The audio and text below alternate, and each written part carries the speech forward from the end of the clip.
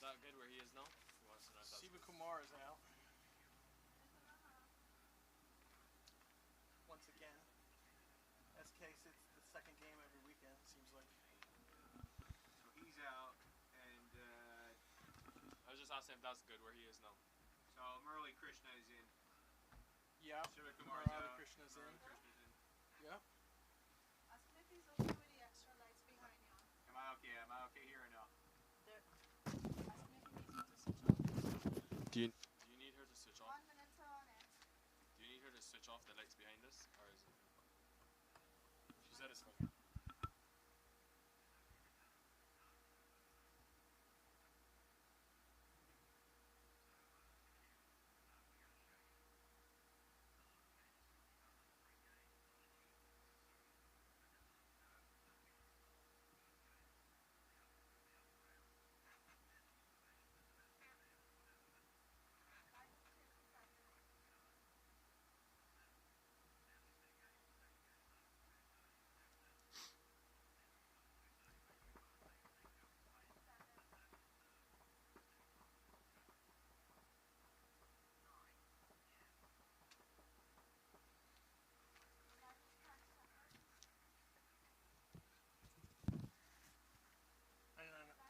Next week, right? You're watching the Toyota Minor League Cricket Championship, presented by Sunoco.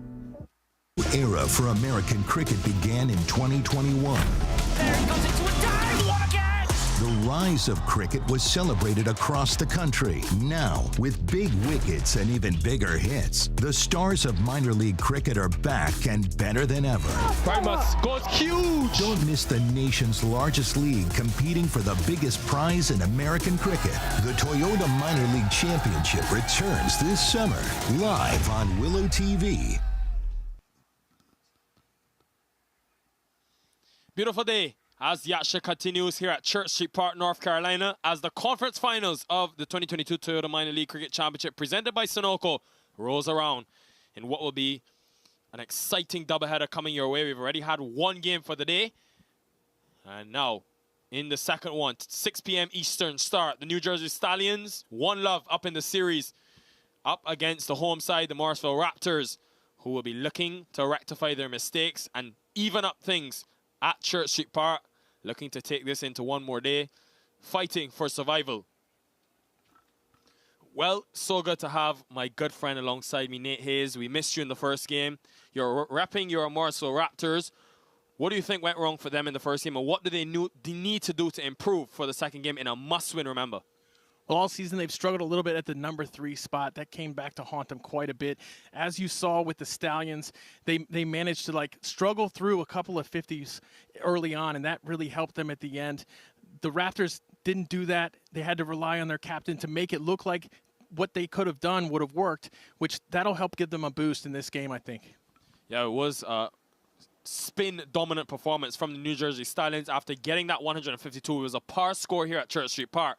What they were able to do in that second innings, bowling with a lot of their spinners. I'm interested to see now, though, with the change of conditions, a lot of sun on that surface, how do those spinners come into play? How do the Stallions and the Raptors both adapt? Earlier, we had the two captains, of course, Dane Pete and Jesse Singh out in the middle, and similar result. Dane Pete winning the toss, and you can see Jesse Singh having a good laugh about it, because even though the Raptors were defeated, they've opted to bowl first. And a team that are still very strong when they do chase in this 2022 Toyota Minor League Cricket Championship. A look at the Stallions. Just one change for them. You think it is a rest for Manoj Acharya, their leading wicket taker. And back in is Stephen Wigg, the 2021 leading wicket taker. He also can be very lethal on this surface. You saw him put together an excellent performance of bowling, an excellent display in the finals weekend last season. For the Morrisville Raptors, your team, Nate Hayes. Well, we got Murali Ankaraju in the side, sitting playing in place of Shivakumar Duvarapu, who has often sat out the second game of every weekend series this season. Murali actually brings a little bit extra with the bat, believe it or not. He can score at a quick rate, but he's a pretty good bowler as well. Obviously, they're going to need Lahiru and Dane and Obas Pianar to do very well in order for them to have a chance to come back. Well, the Morrisville Raptors, a team that, remember, have to win if they are to get to that finals weekend and at least get to tomorrow's game. As the Morrisville Raptors begin to make their way out, led by the skipper Dane Pete.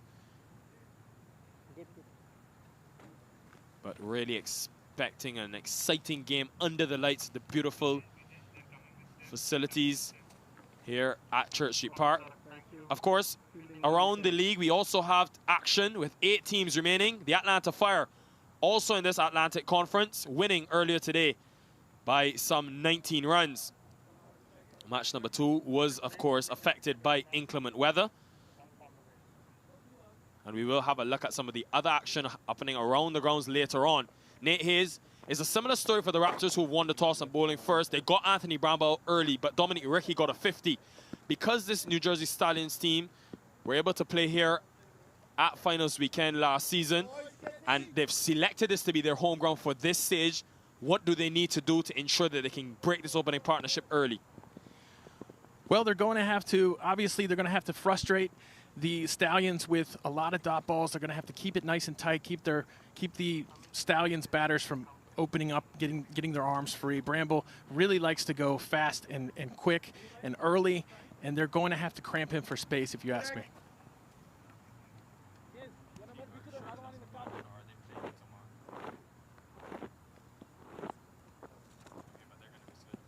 It's coming left arm So over, the sir.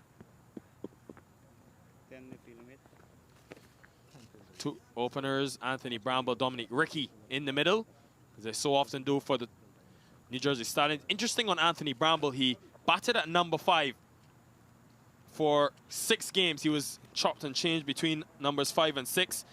But when they lost Akshay Homraj, he had to go up the order to join Dominic Rickey. And he's been a real threat if he can get off on what we think will be a better surface for batting Nate Hayes. Bramble will be so important to this team's chances. The only 2 games that they lost in this season, Bramble scores 3 and 12. Once he's gotten a substantial score and a substantial contribution, because of the nature of his scoring ability, they've been able to win those games. Yeah, and the Stallions are definitely known for their bowling. They were the 3rd best team in all of 26 in terms of their ability to perform better than the average team with the ball. And Bramble really brings an element to their batting that they don't otherwise have. Well, the way that Dominic Rickey, as he faces Colin Archibald with that new ball in hand, different tactic for Dane Pete, who in the last innings, we saw Shivakumar Duvarapu, who's out of the team today due to injury. So it does mean a different role for Colin Archibald from the West Indies. First delivery underway. Bramble also underway straight away. You love the prospect Nate Hayes, and I really give the MLC tons of credit for this best of 3 series. It's not something you look around in the IPLs, the CPLs. You don't see a lot of it. But the fact that you have a concept where you've got a team having to win 2 out of 3 games to get to the next stages. Now, the Morrisville Raptors are going to have to win 2 consecutive games if they want to be in next weekend's finals. And it really answers a question for the league. You don't want to do a ton of traveling all the time. So this allows an entire weekend to be full of playoff cricket with context, because you're playing it all at one site in a best of 3 series. So it's an excellent solution. Dominic Rickey wanted the single, but sent back wisely by Bramble. He was really good, Dominic Rickey. It was an interesting approach by him and Sateja Mukamala, because the two put on 72 runs together. And it was not the quickest of goings. You look at that phase between overs 5 and 10, they were only able to score 36 runs. They just scored at 6 runs and over, but it proved beneficial because of the platform that they were able to build for the likes of Daron Davis and others who came and utilized power at the end. Getting some steep bounce. Colin Archibald is going to have to reboard that one. Nate Hayes, where were you this morning? Didn't see you at Church Street Park. Well, I had some soccer to attend to. My daughters both playing football, at round ball football, soccer. We call it soccer, obviously. But yeah, I didn't want to miss their action. It's been a couple of tough years with COVID and stuff. You don't want to miss that time with your family, and I'm lucky enough to have these games here where I can come and still do a game tonight and basically have my cake and eat it too. Well, Nate Hayes, a family man. Much like this cricket, the action. Oh, getting some sharp bounce on that occasion. Variable bounce for Colin Archibald. Interesting. He has an unorthodox action, can be very skiddy at times. Right on the hands there for Dominic Rickey's hands. Yeah, Nikhil, even though I was there, you know, when my kids weren't on the field playing, my face was glued to this first game. Well, of course, even the fact that this Morrisville Raptors team have been able to bring out the crowds and the families like yours as well, Nate. Looking forward to seeing your daughters here at the action tonight at Church Street Park. It's interesting to see how they react mentally after a tough loss, where even though it was much closer than you would have expected, 16 runs, it really was out of the question when you look at the score that they were after 15 overs. It was always going to be tough, being 76 for 7. How do the Morrisville Raptors, a team that you've watched very closely this season, mentally rebound? Well, it helps that Dane Pete actually put a fighting effort up at the end. He said time and time again, this is a team that never says die, and he really put, you know, his money behind it in the last innings. Good delivery from Colin Archibald, bringing the aggression early. Has a nice stare at Dominic Rickey. This is the battles you love to see. He's a first-class player, fresh off of West Indies A duty. And Dominic Rickey, but he's had to face the music early on. And has a word with him as well. Look at the follow-through, straight down the track. And has a chat to Dominic Rickey. Doesn't matter that he just scored a 50 against his opposition earlier today. Fresh start, everyone starts at 0.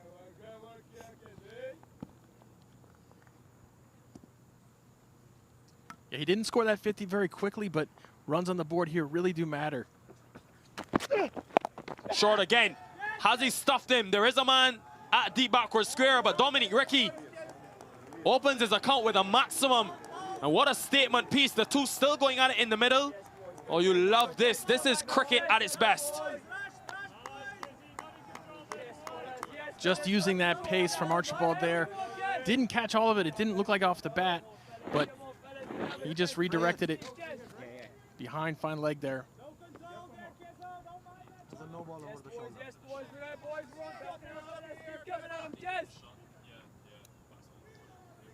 Yeah, Rickey scoring 52 off of 45 in the first game today. It's nice to kind of struggle through an innings and end up with 52.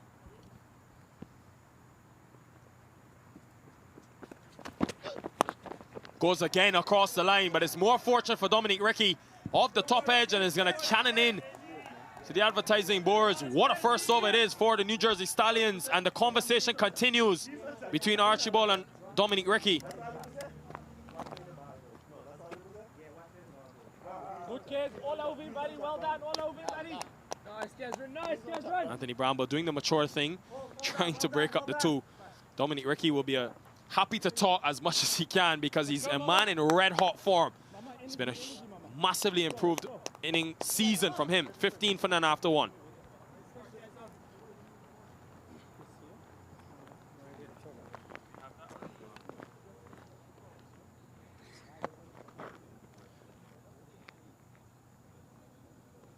And 11 from 5 here from Dominique in the first over. That's great stuff. Like Nikhil said, you're happy to talk back when you're doing well like this.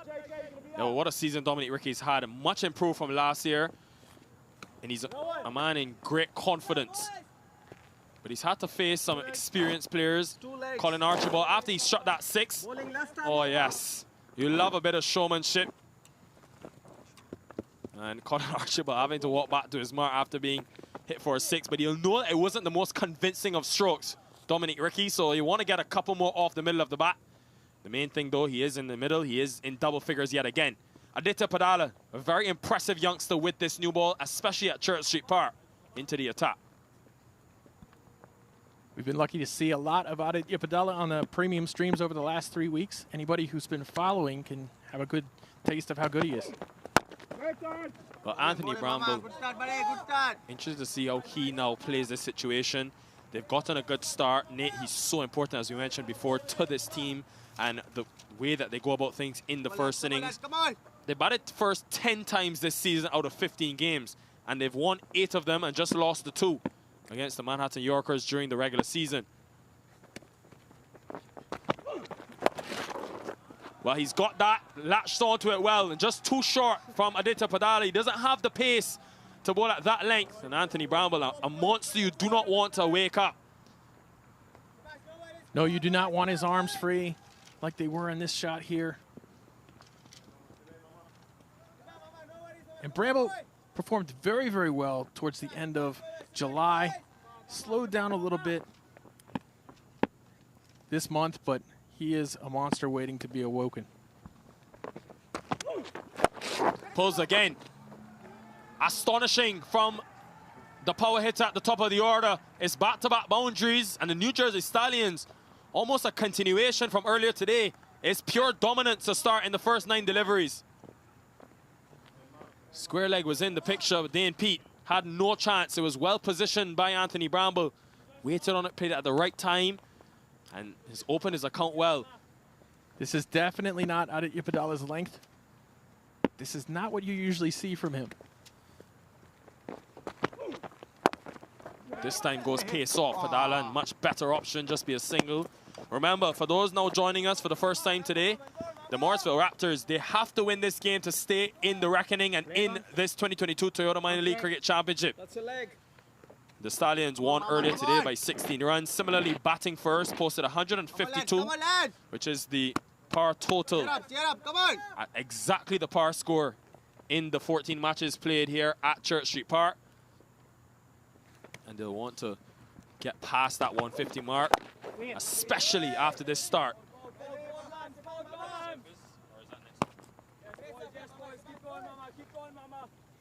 Excellent start here from the Stallions. 24 without loss. Or not even through the second over. Come on, lads. Come on, lads. Come on. Yeah, we was mentioning Dominic Ricky and how much he's improved this season. Man on screen, Lahir Malanta will be very important to this team. Didn't get money this morning. Down the leg side, wide, and more runs. Melanta's so good with the gloves on, but he just spills one, and it goes into the boundary. 5 wides after what was turning out to be a good comeback from young Aditya Padala. And that is what pressure in pressure situations does. Come on, lad. This is inbound. Come on, give you everything. Come on. Come on, lad. Rough over here from Padala.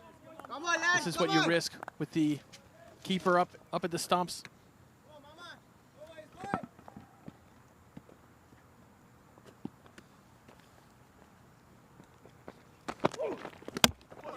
But the wicket comes this time, and the youngster fights back in a huge way.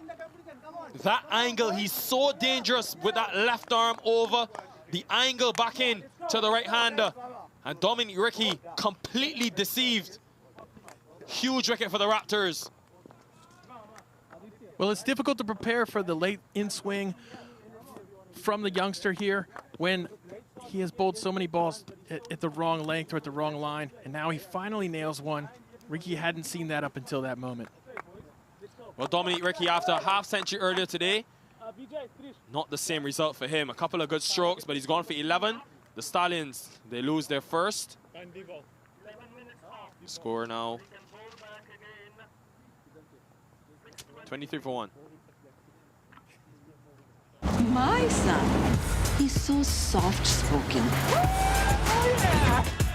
Everyone says he's so good-looking, and he never forgets to call. Hi, Mom. Born for your true self. The 2022 Tundra. Toyota. Let's go places.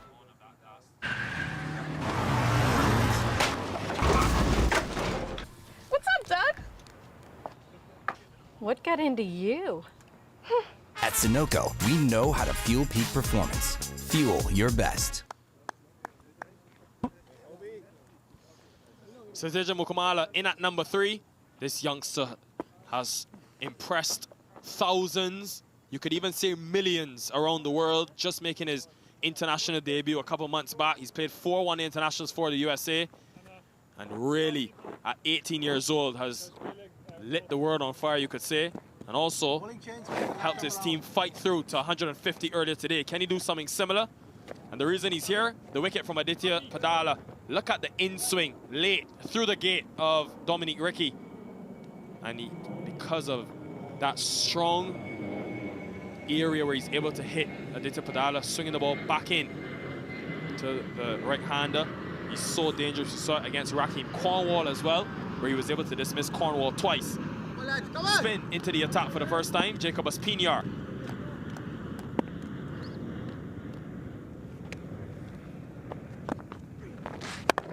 Starts on that shorter length, and it's work to be done for that deep mid-wicket fielder. It is Padala, just keeps it to 2.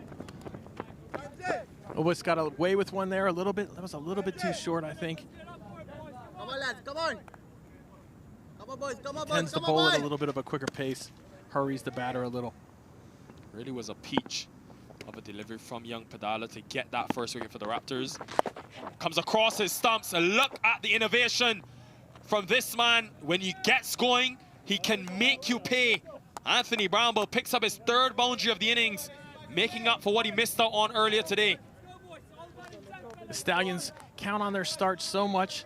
They're a very good team once they've established a good start. And that's one way to do it right there. What a delivery. And that's what I think Jacob Espinar needs to do a bit more of. Just slow it up. He was so effective earlier today in his 3 wickets at changing the pace and acclimatizing the conditions, which were spinning. Slightly different surface, slightly different challenge today. And it's going to be more runs. It's going to be 4 of them as well. Good ball, Anthony Bramble showing the different levels to his game. That time, using touch, using timing to get that past the infield. You get a look there at the quality of the outfield here at Church Street Park, how quickly the ball runs away.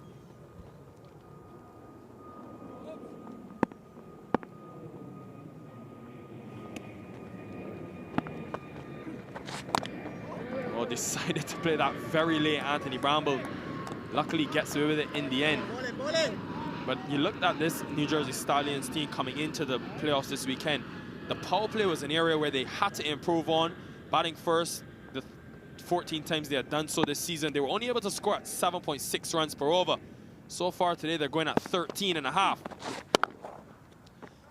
Brute force. This man is so powerful, Anthony Bramble. We've seen Cornwall, we've seen others, but Anthony Bramble, he's in a class of his own.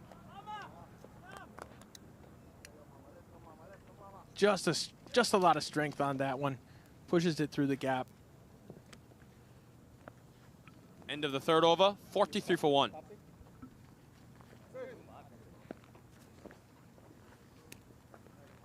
Well, at Church Street Park, the same surface being utilized, one that we saw earlier today, which spun a great deal, though I expect now with the dew playing a part, this surface to be much different. We've had a whole day of sun baking the surface together, and I think it would be a lot better for batting Nate Hayes, but also probably the ball will come onto the bat a lot nicer. So you think that something in it with that green grass for the seamers.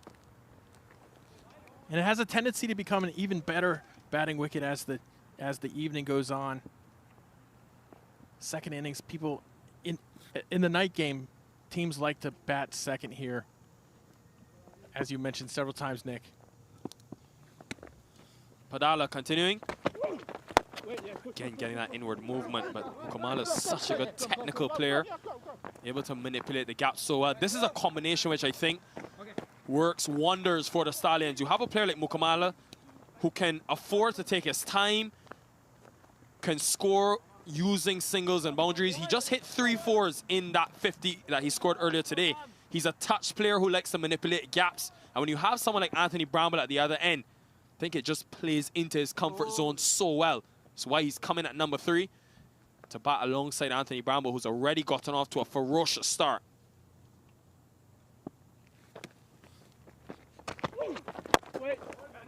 Testing Anthony Bramble, testing Mukamala, is young Padala. He only bowled the 1 over earlier today. But this angle from over the wicket with Malanta up to the stumps has caused problems throughout this tournament. He has picked up the 14 wickets. He's also only gone at 7.6 runs per over. And he bowls at least 2 inside the power play. Yeah, we're seeing a lot more what Padala does well these last few balls. I just want to say, I want to congratulate New Jersey Stallions for how they've stuck with Simon Kamala the last couple of seasons. He's had a couple of dry spots. He's a young batter. He doesn't bat maybe as fast as you would always want from an opening batter at T20, but they've stuck with him and they've reaped the rewards time and time again.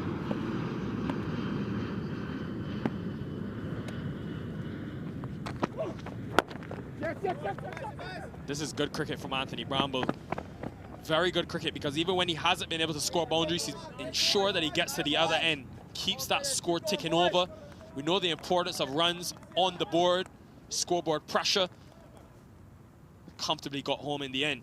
152 was enough earlier today. However, as we said, this is a better surface, and the way that they've started, you think they'll be looking at going past that 175 mark. Straight back to Aditya Padala. These two will know each other well, both being in the youth setup, the USA team. Yeah, and with, you know, if New Jersey does get to that 175 run mark, they're a very difficult team to chase against because their bowling is so good, so deep. They have so many options, as we saw Stephen Wigg back in the team.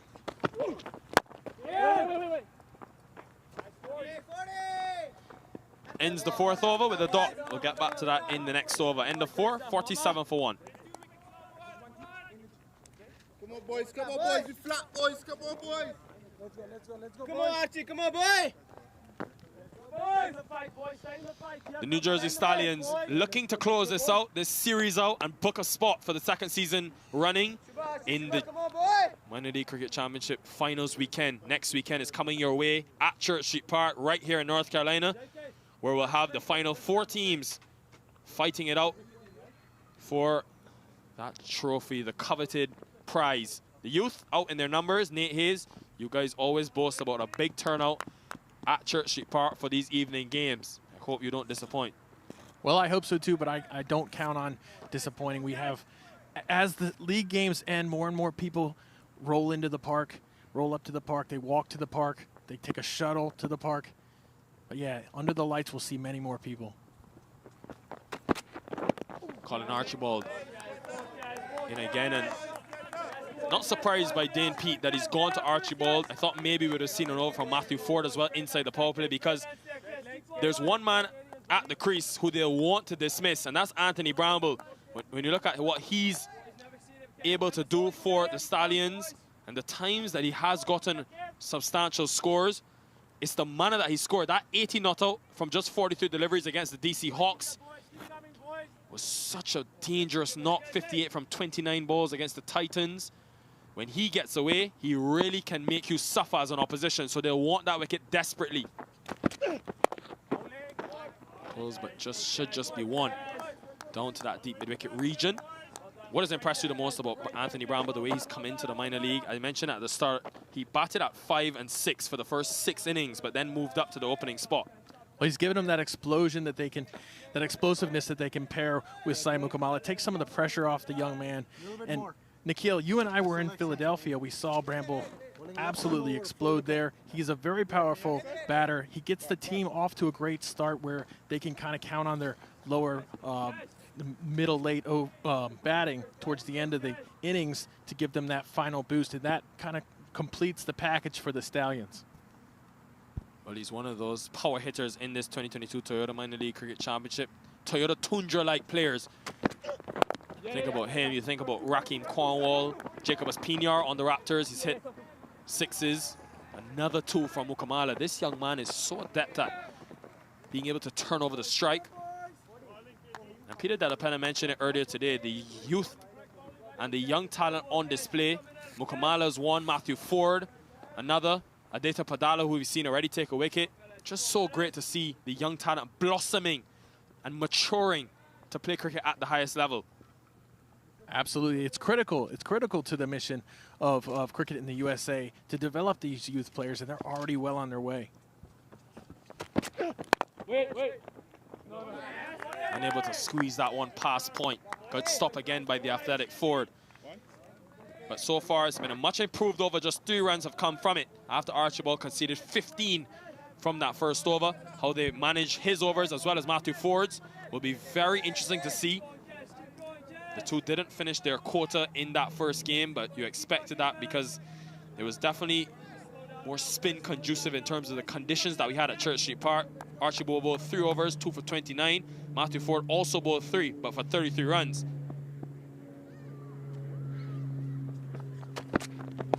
Short, but he's helped it along its way. What a shot from the youngster. That's a shot full of courage to go all the way over the rope for a maximum, not backing down. Is young Sateja Mukamala.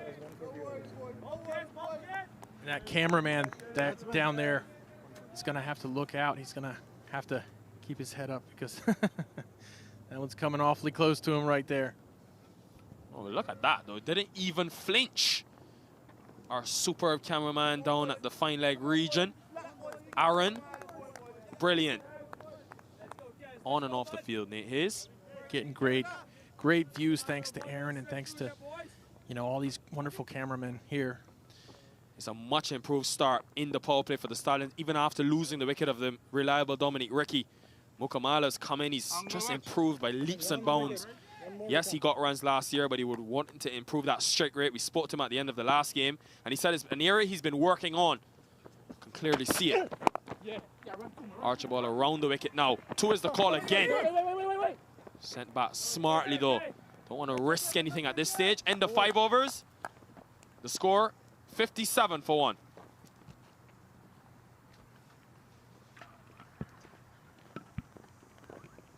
Come, Mama.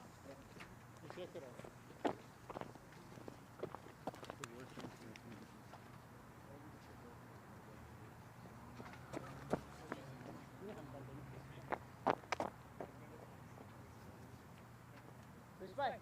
Out there.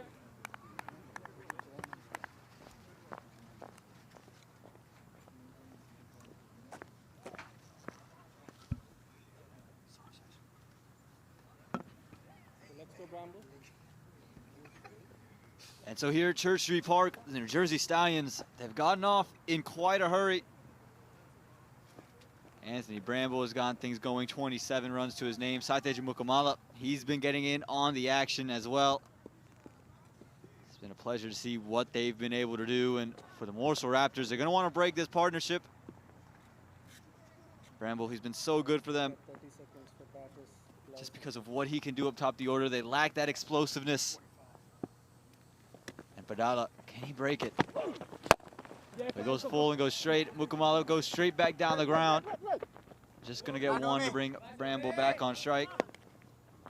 Peter Della Penna once again with me in the box. Peter, what has impressed you about this start for the New Jersey Stallions compared to the sluggish one they got off to just in the earlier match today?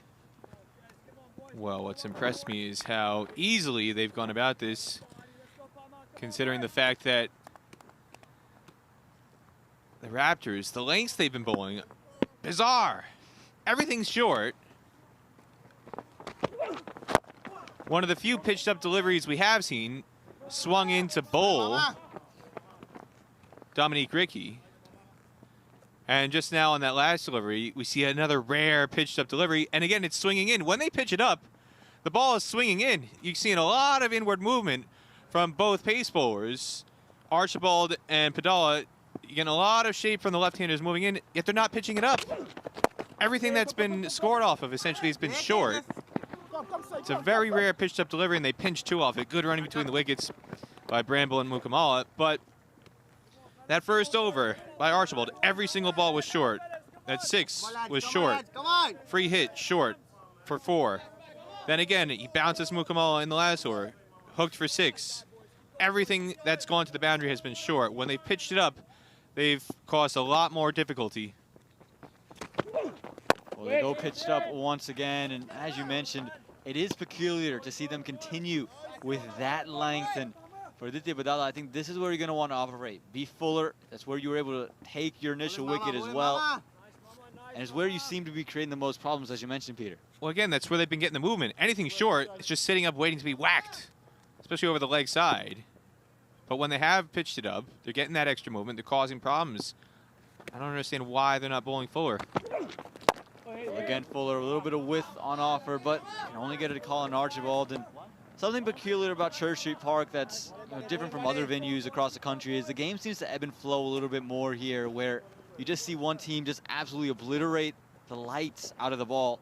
And then you just see a bowling team come in with the phase where they just don't give up any runs and really reel things back. And it looks like a bowling paradise.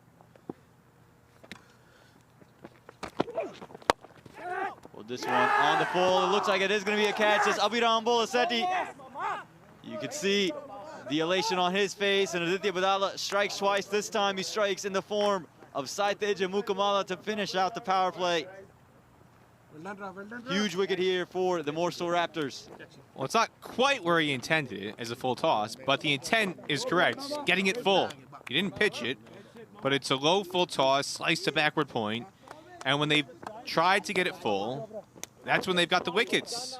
They got to keep pitching it up. That's where they've gotten success. Simon Kamala out for 15. And at the end of the power play, it's 61 for 2.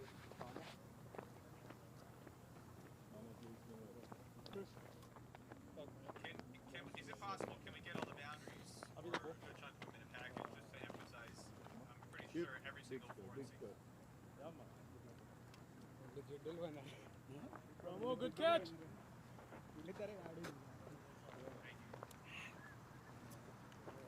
No, just the sequence, just to show that every single one has been short.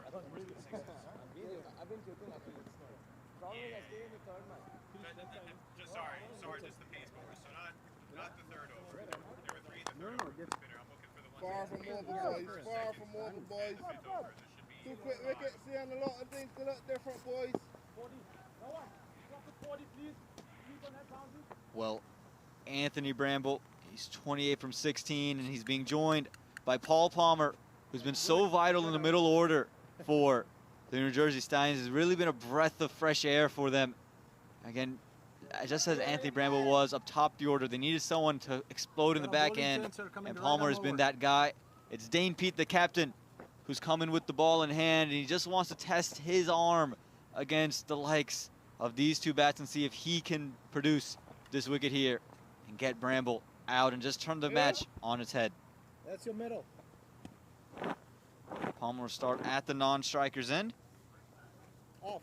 Again, Dane Pete, so much experience he hasn't really had the season he would be hoping for with the ball, but he seems to always just be able to produce at the right time, whether bat or ball. Can you do it this time with ball in hand? Quick single attempted, and they do get a little bit of a fumble there from Colin Archibald. They like not to throw it either. Yeah.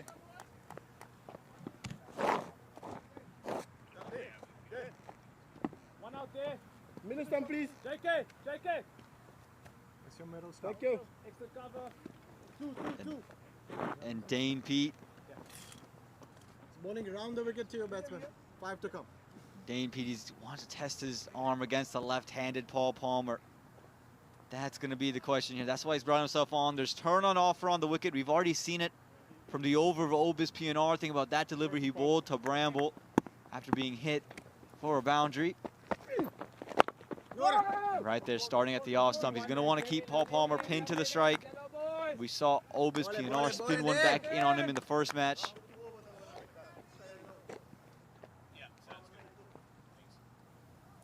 Dane Pete just trying to use his spin away from the left-hander. Again, we just talked about this, the ebb and flow of the game. A wicket just changes the whole outlook. Things have just slowed down a bit since that wicket assigned Mukamala. And it's such a big wicket.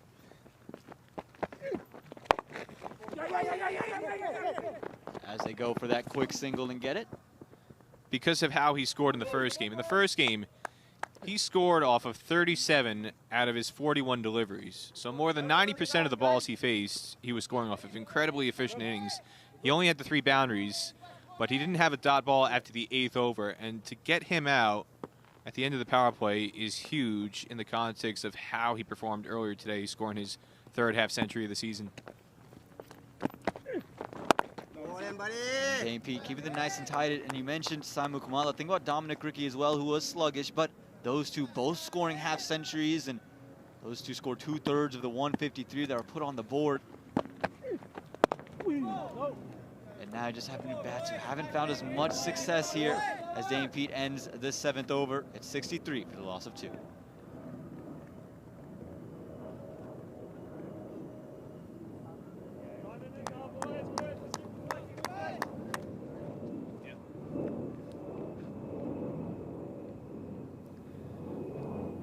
So here we go. The boundaries in the power play against the fast bowlers. Dominic Ricky hooking for 6. And again, Padala short on the body, pulled behind square for 4. Bramble, that's a rare one, but again, that's against the spinner. So PNR pitched up, but you go back to Archibald, bouncing him, hooked for 6 over fine leg. So against the pace bowlers, when they were going short, that's where they were getting punished the majority of the time. Anything that's been pitched up, it's been much, much more difficult to get away. And the ownership of the Stallions would enjoy the Morrisville Raptors to continue to bowl short. But the Morrisville Raptors going with the peculiar changes. One of the changes they talked about earlier, Nikhil and Nate, Murli Krishna Ankaraju hasn't bowled a lot in this tournament, but he's someone who genuinely pitches it up. That's where he likes to be fuller in length, and that's where they've elected to go.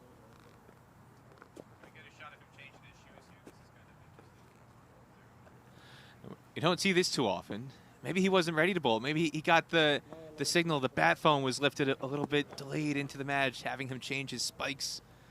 Not sure if he was prepared to be asked to bowl, but he's changing his spikes now to get better footing. Can we go back to the owner shot quick?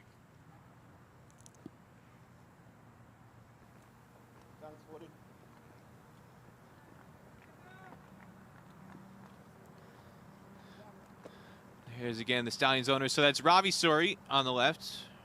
And his brother, Prem, owns the Silicon Valley Strikers. The two brothers faced off in the final last year. So that's Ravi Suri on the left. And on the right, it's Rajat Dhingra. His daughter, Disha, is a star on the USA Women's under 19 side. USA Women's under 19 side that just beat the West Indies in a 5-match series. They cleaned them up 4 matches to 1. Look at this pulling straight to start off there from Murli Krishna Ankaraju, who had the privilege of being in Florida for that women's series for 2 of the matches, which was incredible. Now, we got to get on, Rajat, about a women's MILC. Come on, we need to get Disha into the franchise competition. She was a star for the USA Women's Under-19 team taking on the West Indies. Come on, Justin Gill. Come on, Josh Dascom. Come on, Rajat Dhingra. We need to get a women's minor league cricket going. Get Disha on display on Willow TV. Well, she's got one of the best shots over cover, I'll tell you that much. But Murli Krishna Ankaraju keeping things tight right now on the Stallions. You said it. Pitching deliveries up, keeping them on stumps, and daring one of these two big hitters to go across the line from there. He's going to ask all the right questions. That's why Dame Pete has turned to him. Yeah, this is much better bowling. Maybe that's all they needed. Magic shoes. It's the magic shoes, the magic spikes that are creating the momentum shift for the Raptors here. I'm not sure they're ruby slippers, but they seem to be doing the trick for Murli Krishna Ankaraju at the moment. And he's changing the angle now to the right-hander. Again, full, this one, a little bit of width on offer, but all you can see Bramble do is push it into the offside. And at this stage, the Raptors are going to take those singles. They don't want to leak those boundaries every over. They're okay with just the singles and the doubles. Come on. So they're not ruby slippers, but there's no place like home, Mama. No place like home when you're in Morrisville, North Carolina. No place like home indeed. And Murli Krishna Ankaraju, a legend here at home. He's plays in the local leagues and has made quite the name for himself, not with the ball, but with the bat. But right now, he's performed admirably with the ball. Again, exactly what the Raptors and Dame Pete would have asked for. Just bowl full, bowl straight. Dare them to go anywhere else. And again, you just take a look at this. Again, full and straight, and just beat the left hand of Murli Krishna Ankaraju. It's been a lot more difficult to get away pitching it up. So this is much, much better from Ankaraju. This one finding the inner half of the bat, and again, just asking all the right questions. Krish, as he's known, again, he hasn't bowled quite that often here in minor league cricket. He's only played 2 games, and one of the games was against the Atlanta Lightning after they'd already clinched the playoffs. And only bowled 1 over in a meaningful match, but he's doing the part really well here today. Now, can he climb these pine trees like Krish, like Hrithik Roshan? Are we going to see some Spider-Man-esque stuff from Krish? I love the Bollywood movie references. I'm sure the Morrisville community does as well. That's 8 overs gone. It's 70 for the loss of 2. 1, 2, 3.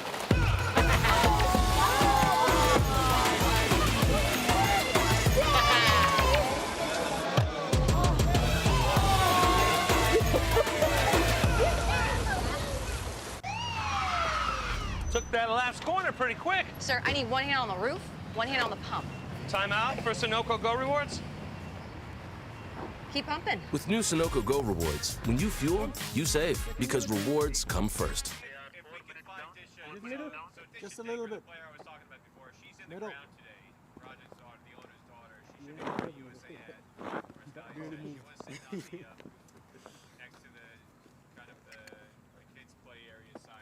Wait, just give me a minute. Second, sorry.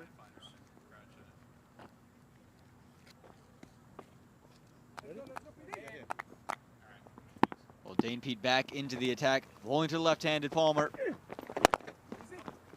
And again, things have just started to quiet down. Ever since that Padala over, they started pitching the balls up. They got the wicket of Saiteja Mukamala. And even though Anthony Bramble was the one doing the bulk of the scoring, he is yet to find boundaries. Again, since that wicket has fallen, because of the good wicket, the good bowling of Dane Pete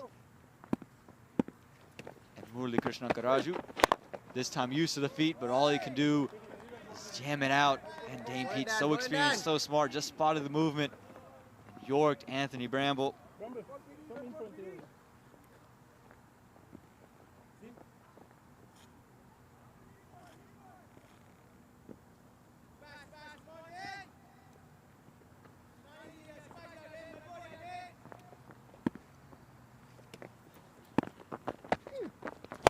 This time a little bit shorter, it's up in the air. Prize of catch it, but it's going to be a bounce out to Oba's PNR in the deep. But again, you'll take this if you're the Morrisville Raptors. But can you continue to attack and find the wickets? We saw this from the Morrisville Raptors earlier today. They held the Stallions quiet, took wickets early. But after that initial wicket they took, they just didn't let, they couldn't take that extra wicket. As Abhiram Bolasetti comes in and they're able to get to, again, Saiteja Mukamala, Dominic Ricky able to score 50s individually. And from there, the platform was set. So if you are the Morrisville Raptors, even though you've done well to corral things back, you got to get yourself back amongst the wickets. Go. Well, that real killer stage was the last 2 overs in particular. They scored 53 off the last 5, but 33 off the last 2. And that was really the kiss of death that the Stallions put on the Raptors. And they've got to learn from that and contain, especially at the death. This one is pulled away. Length was a touch shorter. Mid-wicket there, but he's not going to be able to save it.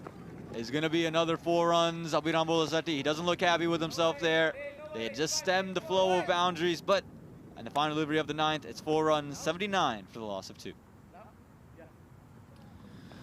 First boundary since the 5th over, and very rarely has Dane Pete gone short. But again, we see it again now with the spinners. Too short, and you're going to get walloped through the leg side. Bolasetti puts in a great effort, but all for naught.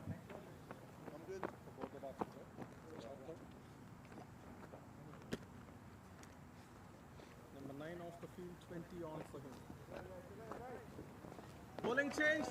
Right arm over. Middle stump, please. too much. A little bit With too 9 much. overs gone, Middle stump. spin from Dane Pete. Going to continue. It's going to be Karthikeya Jagadish, the leg spinner. Again, we talked about it earlier today. Took a fifer down in Florida. It's a really good leggy. And Peter, I think you're going to want to talk to him after the game. Very good singer as well. I think you'll enjoy the Bollywood music he's able to produce. But Jagadish, can he produce a wicket? Starts full and straight. It's just helped into the leg side. Some work to be done for Dane Pete, and he can't do it. It's going to be 4 runs to start things off. Just try to cut it off, but Paul Palmer starts this over the way the previous one ended with the 4. Oh, the Toro is back. The Matador with the red cape. Dane Pete on the boundary. Uh-oh, here comes the Toro, and Ole gets through the red cape into the boundary. You got to do better than that, Dane Pete, especially the playoff match, an elimination match on the line. As this one is tucked into the leg side. Just going to keep it to 1. You can see how Abhiram Bolasetti firing it in. This means a lot to the Morrisville Raptors. They were in a similar position last year, if you remember. They got swept by the New Jersey Stallions last year at home. They don't want to have a repeat of 2021. They're trying to right the wrongs. Got off on the wrong foot at the morning match. Can they correct things here this evening? I'm curious on a pitch that looks like it's going to be more helpful to the spinners. Jagadish only bowled 1 over in the first match earlier today. 1 over, none for 7. Will he get a more extended spell today? Well, this one is cut, and good work there from Matthew Ford. The athletic Matthew Ford there at backward point. Just so good in the field. The Raptors as a whole, but especially Matthew Ford. What a breath of fresh air he's been into that fielding unit.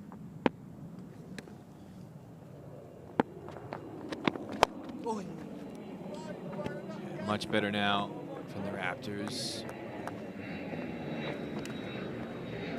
Good effort from Ford at backward point. Now single.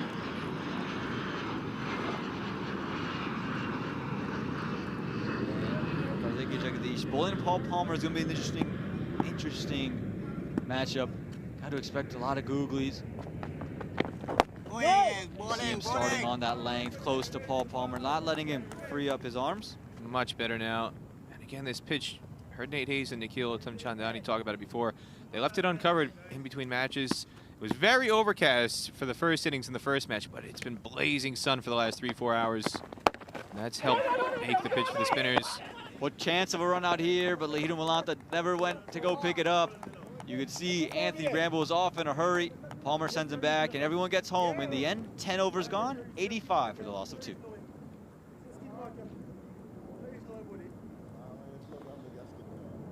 There was some confusion here as Bramble was eager for the run. You can't really see him coming to the frame. He wanted to bolt from the non-striker's end, but it was Palmer who was a bit more hesitant there going for the run.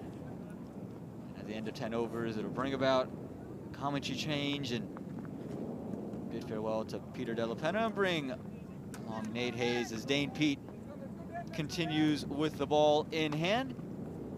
And again, for the New Jersey Stallions, 2 wickets down. It was a good start for Come on! Saiteja Mukamala and Dominic Cricky. They played a couple of nice shots, but they weren't able to continue it.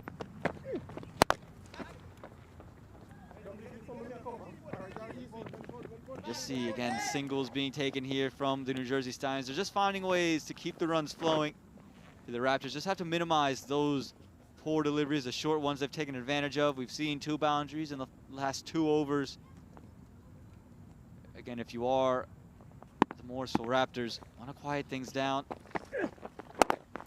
This one is pushed back down the ground again, just accessing the areas along the ground for ones.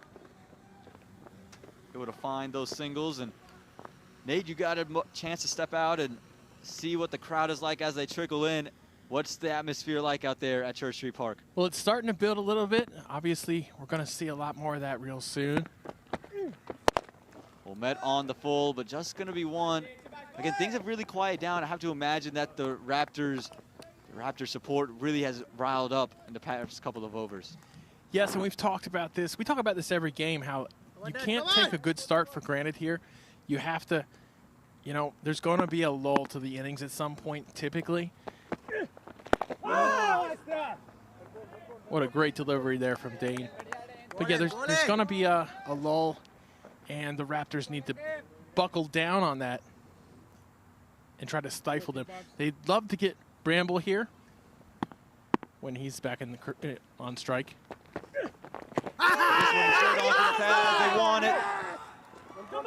And they give it. Dane Pete, he's loving it. You can see the elation on his face. It was the arm ball that time, just kept coming in on Paul Palmer, who expected it to come back out. He was asking all the right questions, Dane Pete.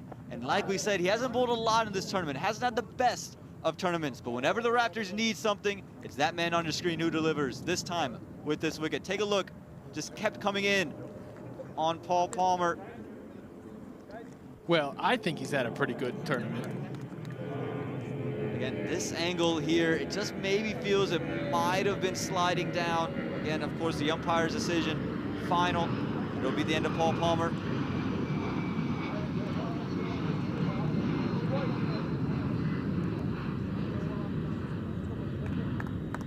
As you said, the Raptors calling on Dane Pete, or rather Dane Pete calling on himself in the crucial times when they really need a wicket, when they really need to pull the run rate back. And he's been that man several times for them. He's been that man with the bat as well, as you saw in the first game.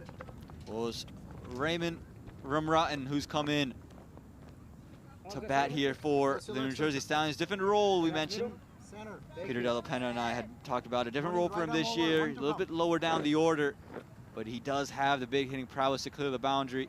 And this is a look at the wicket again. Again, you can see it here. It's the arm ball, keeps going down. It's the inside half of that front pad. Come on. And you're just wondering, was that going to slide down leg? He was standing on leg stump. It's an interesting question. Starts on the pads of Raymond and Rotten. They're going to get a single. And here's another look. Here's another angle of this one. I think this will give you a better look at it. Again, it's just that angle back in. Yeah, that's a really close call. Well, Nate, you tell me, what do you think? Well, it impacted him pretty much on leg and middle stump, but the angle where he released it. Well, that'll be the end of the 11th over, 89 for loss of 3. My son, he's so soft-spoken. Everyone says he's so good-looking, and he never forgets to call. Hi, Mom. Born for your true self. The 2022 Tundra. Toyota. Let's go places.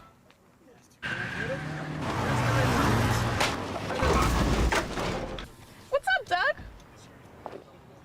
What got into you? At Sunoco, we know how to fuel peak performance. Fuel your best.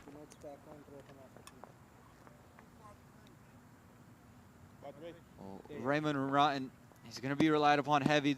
And he's really reinvented himself coming into this year.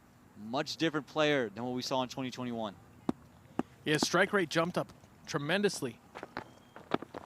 And you can see why there, the aggressive nature, that time just finding the under edge from the delivery of Karthikeya Jagadish. Yeah, last season his strike rate was 109.49 in the regular season. This season, it was 132.64. This one just pushed into the covers, and again, the Morrisville Raptors have to make sure they're consistently amongst the wickets. As long as Anthony Bramble is there, there's always that danger of him just exploding. We saw the initial surge early in the innings. And if he can find a late one here and just really boost New Jersey Stallions to a score of 180, you got another exciting match on your hands here at Church Street Park. Yeah, JK with the ball here for the Raptors. This is good. He's a very good wicket taker. He strikes very regularly, and they're going to need him. They want him to get Bramble. That's what they want. Well, short, just going to be pulled out to the deep and pulled out to Obis PNR. That's it. Once again, we've seen the Raptors get away with a couple of short ones with their spinners against Bramble, who really probably should have put that ball away.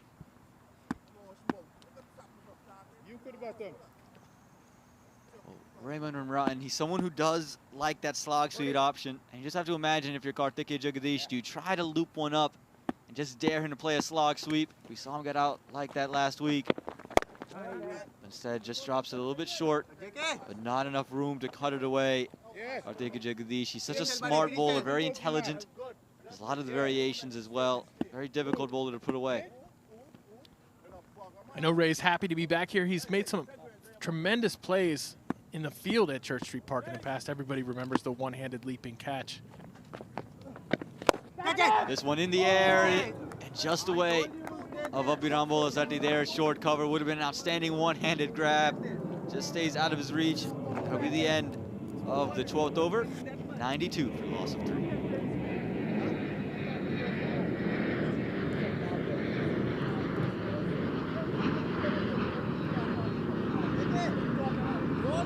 Well, the sun is very hot, and the Stallions have cooled down a little bit.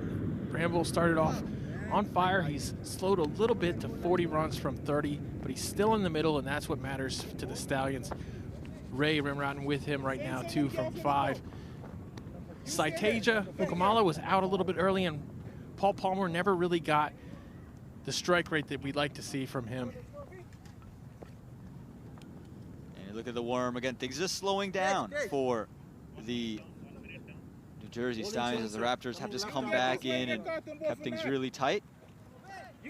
Fairly typical Church Street innings right there. And there's a familiar sight. Yeah, and that's the Patel family there. Mom, aunt, uncle, a couple of cousins there as well. So it's a family affair here at Church Street Park.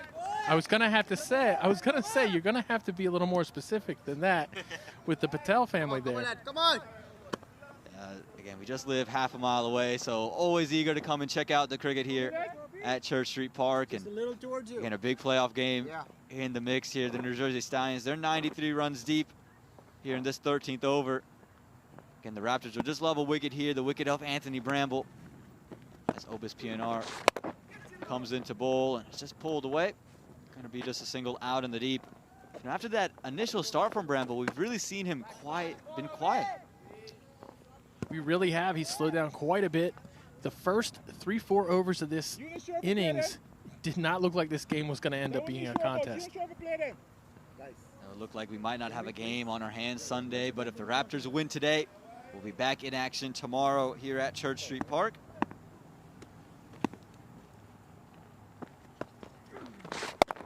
Run. This one just cut through the offside, and again, so smart are the Morrisville Raptors. They've just really learned their lesson.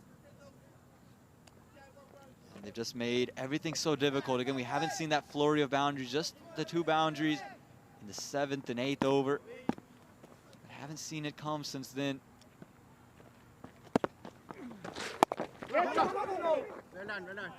Again, this is the experience that's been leaned on for the Morrisville Raptors. Obis Pinar, Dane Pete, and then Karthik Jagadish, who wasn't available for the first half this year, if you remember, Nate, for the Morrisville Raptors. But ever since coming in, he's been a revelation for them. Anyone who watched the Morrisville side last year wouldn't be surprised as this one met on the full and out to sweep recover. And Rohan Fudke, and again, the fielding just been absolutely terrific for the Morrisville Raptors. Yeah, they're known for that. They need to have good fielding, especially at a ground like this where one mistake can cost you 2 runs usually. And this one, bat pad, and no run on offer to end the 13th over. Obis PNR, another good one for him. 13 gone, 96 for the loss of 3. And here's what's going on in Texas today. Rain. Again, you can see play abandoned and match abandoned in both games. So it means tomorrow, Sunday, the Dallas Mustangs, Seattle Thunderbolts, it's a winner take all. And to me, this was one of the best series that we were going to get to watch because I think these 2 teams are so evenly poised. And there's a look at California. The Strikers won by 9 wickets, chasing down the target within 10 overs today against the Chicago Tigers. The Strikers looking like a much better team. Right now, they're playing the 2nd game with the Tigers at 125 for 5 after 19 overs. And here's the other Eastern. Again, game one, won by the Fire. DLS, they win by 19 runs against the Manhattan Yorkers. And because DLS in game one led to the abandonment of game two. So we'll get to see game three. As Karthikeya Jagadish comes back in and stays on off stump. It's a new over, but it's the same bowler and it's the same types of deliveries, not making it easy on the two men in the middle. They just haven't been able to get bat on ball and put things away. This time, use of the feet, goes back down the ground. Just going to be one out to Obis, who gets a little bit of a misfield, but not enough for that second single to be taken. Again, it's just really good bowling and really good work in the field from the Morrisville Raptors. Here you see Obis just fumbled that a little bit right at his feet. He could fire that in. Raymond and Rotten just finding ways to get singles, and again, just got to continue to facilitate.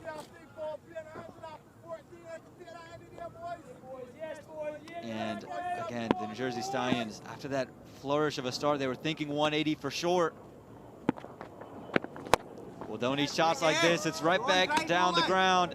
A little bit over pitch there from Karthikeya Jagadish. And Anthony Bramble finally gets back onto one of them and sends it all the way straight back down the ground for 6 runs. Yeah, you said it. Bramble finally got a hold of a bad ball there. He had left runs on the table with a couple of the last previous, but here you go. Overpitched, like you said, and he got every piece of that. Yeah, as straight as you like, and it went over the side screen, so it means they need to get another ball out there and go look for this one. Again, for Karthikeya Jagadish, other than that point, he's given up 11 runs in his 2.3 overs, so he's been so sharp, and you can see the box of balls coming out. They're looking for a ball that's 13.4 overs old, Nate. Well, up until that last one, I think the Raptors were a little bit happy with the previous ball. We'll see who's happy with this one after a few overs for sure. Well, there's Dane Pete. Again, he's just looking for options. You see him talking to Jesse Singh as well. Again, both captains, and just having a word about what's going on. And I'm sure they're having a nice friendly discussion over. What do you reckon they're talking about, Nate? Just how wonderful and gorgeous this ground is, and how Jesse Singh couldn't wait to play here. Maybe they're talking about USA's close victory against Scotland the other day. Well, whatever they're talking about. Love to be a fly on the wall. This time, the inner half of the bat goes out to deep mid-wicket. It's a good comeback delivery that from Karthikeya Jagadish. Just pulled that one back, and Bramble could only just swing around it. But that'll be his 50. 50 from 37 deliveries for Anthony Bramble.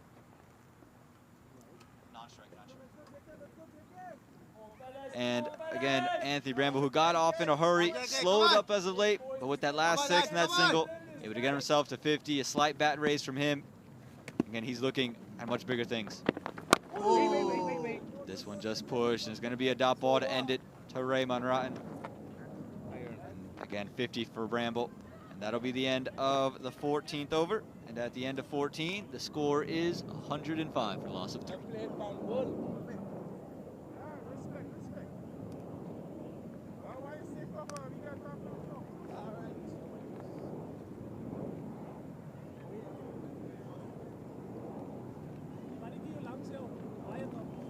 There we go. Some fans following the game, following the action on their phone, taking a look at the scorecard, probably on the Crick Buzz site.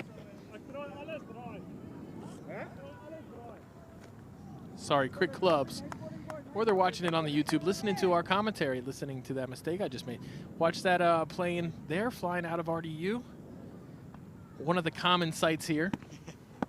Not uncommon to see plane in the air, but we haven't seen balls go in the air for boundaries. Just the 1-6 that we've seen fairly relatively, and it's because the way Obis Pinar, Dane Pete, the way they've been able to bowl and keep things so tight. Think about Karthikeya Jagadish as well. He's kept things tight in this middle stage and middle phase of the game. This one is pulled. It's in the air. It's going to be a couple of bounces away from deep mid-wicket, but good work. That looks like Aditya Badala out there in the deep, and no doubt about it, the left-handed out to Dane Pete as he fires it back in. It's just such good fielding from Aditya Padala. How many times have we said that over our time here at Church Street Park? When you see the ball headed to a gap next to Aditya Padala, you can bet he's going to chase it down and save a boundary. Did so there. This one is cut away through the offside, but sweeper cover in place to just keep it to 1 run. Again, Obis Pinar, who last week was a little bit expensive with the ball in hand, has really come back beautifully, has had some of the best balls that we've seen here so far in this semifinal weekend. Yeah, we saw the advanced stats have Obis Pinar ranked in the top 10 in the league with bat and ball combined. This one, it's in the air, over covers. Has he got all of it? No, it hasn't, but it's just a bounce out to Rohan Fudkit. Looks like they're able to come back for 2 runs there. It's good running from the New Jersey Stallions, understanding that the boundaries aren't flowing the way they would like it to. So they got to find ways to get those doubles and runs flowing in any facet that they can. Try to get themselves up to that 180 mark. This one again pushed to the offside out to long off for a single.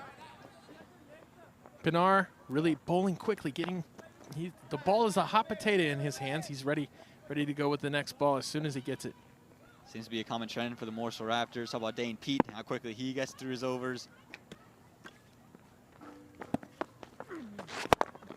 This one straight as you like, back down the ground, but fielder in place there to keep it to just 1 to end the 15th over. At the end of 15, it's 112 for the loss of 3, and we'll have a change of the comms. Whoever you are on the field, the dream is what drives us. Gear up for your dreams. Shop now at dreamcricketstore.com.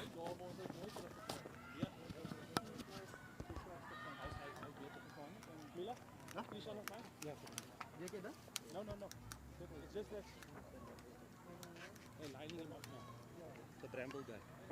What do you think? Should we go take it? Packed crowd in as they slowly trickle in here at Church Street Park, all trying to be part of today's action in the conference finals of this 2022 Toyota Minor League Cricket Championship, presented by Sunoco, of course. It's been a real treat these first 15 overs. It's a must-win game for the Morrisville Raptors. Remember, if you're now joining us, the Stallions won earlier today by some 16 runs to ensure they go 1 love up in the series, a best of 3. And the future stars, good cut shot being played as they come back for 2. We've got the commentary at all parts of the ground here in Church Street Park. So Ankaraju just bowled the 1 over for 5 runs. It's been a very eventful couple of overs where the Raptors have fought back, restricting that scoring rate to less than 8 and over. The danger man, though, Anthony Bramble, is still there, and he's past the 50 mark, which is sort of easing into his territory the last 5 overs of the game. Peter Delapenna alongside me. Who's the happier of the 2 teams at this stage, Peter Delapenna? I still think the start that the Stallions got, the Raptors are going to be facing an uphill battle the rest of the way here. They've got to contain them really well to death. Hasn't quite got it.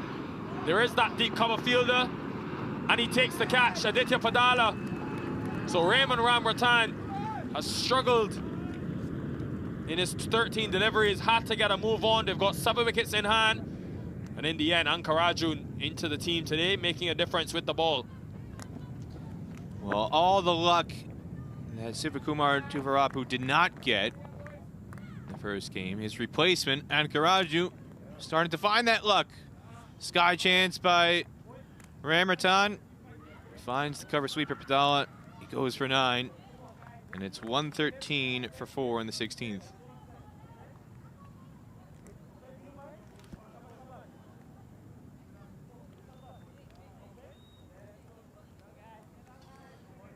Well, the star from the first game, Daron Davis, walks to the middle. And he's so authoritative in his approach and his style of play. 32 from 15. He also picked up 2 wickets and was a great performer for the New Jersey Stallions in game number 1. Can he replicate something similar as they need to close out the innings well? He's been on the scene for a long time. He's got some experience in the CPL. First time he came to the U.S. was in 2011. He was part of a West Indies under-19 side captained by Craig Brathwaite. Faced the USA under-19 side in a series down in Florida in June, July of that year, right before the USA went off to the under-19 World Cup qualifier in Ireland. He was one of many, many stars in that side for the West Indies under-19 unit. John Campbell, another one along with Craig Brathwaite and Ronsford Beaton. There were a number of good players who have emerged and gone on to have pretty solid professional careers. Now he's plying his trade for the Stallions here. Well, when he came to the crease earlier today, the score was 99 after 15 overs. He helped his team get it to 152. Today, they're 13 runs better, 112 for 3 after 15. So he's now got the opportunity, along with Anthony Bramble at the other end. And he's here because of a miscue from Raymond Ramratan.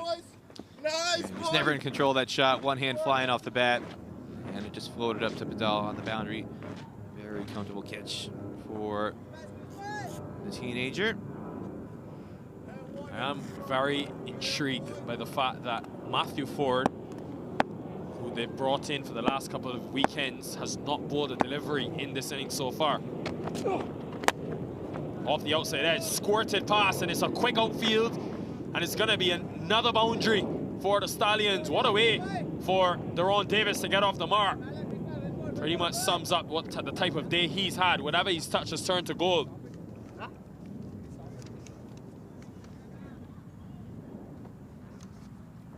He's only had one dot ball over the course of both of his innings here.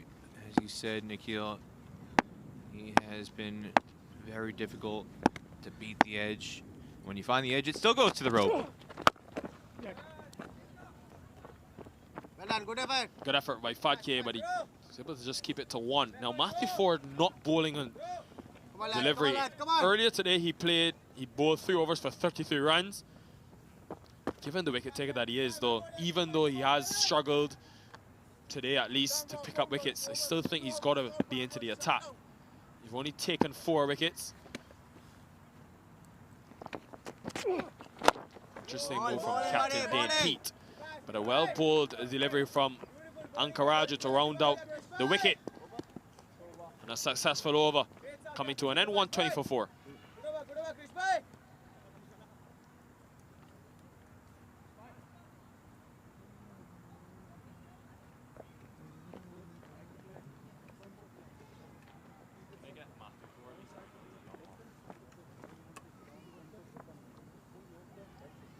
Well, still batting to come. Jasdeep Singh, very capable. The USA player, Nino Henry, can strike a few as well. Stephen Wigg, also known for his power at the death. But the main 2 in the middle, Anthony Bramble and Daron Davis. Plenty of options for Dane Pete to choose from. He's got Jacob Espinar. Colin Archibald's got 2 overs remaining. Padala still has 1. Kartikeya Jagadish, the leg spinner, also only bowling 3 overs. Some of the tall towers in the first 3, but they pull things back well, the Raptors. Yeah, just 1 double-digit over after those first 3, and that was in the 5th. So no double-digit overs since the end of the power play. They've got to start finding them here in the last 4 if they're going to get past that 150, 160 mark again.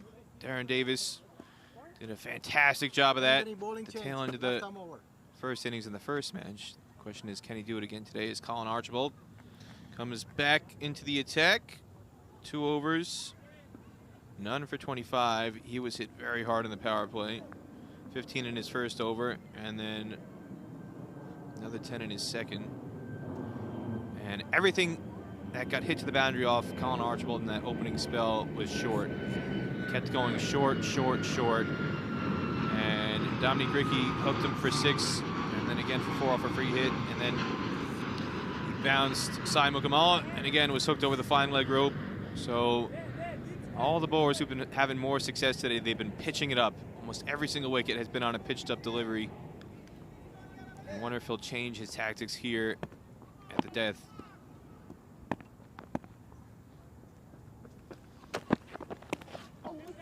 Just laps it down to fine leg, and it will be more runs for the New Jersey Stallions. put him on that for news. Anthony Bramble, he's got another 50 in this tournament. Looking to close out the innings well. This is just really stubborn from Colin Archibald. Again, going too short. It just sits up and allows Bramble to scoop that over fine leg. With fine leg up in the ring, you cannot be bowling short or anything back of length. And Bramble takes advantage of the field setting, knows fine leg is up in the ring. All he's got to do is just shovel it. And it's going to be a free boundary with no protection on the rope. Colin Archibald has got to do a better job of bowling a length. And we've got another discussion now between Ubis Pinar and Dane Pete to try and reevaluate the strategy. And I wonder, Nikhil, is one of those two telling him, pitch it up, go for the wide Yorker. Yorker, stop blowing it short.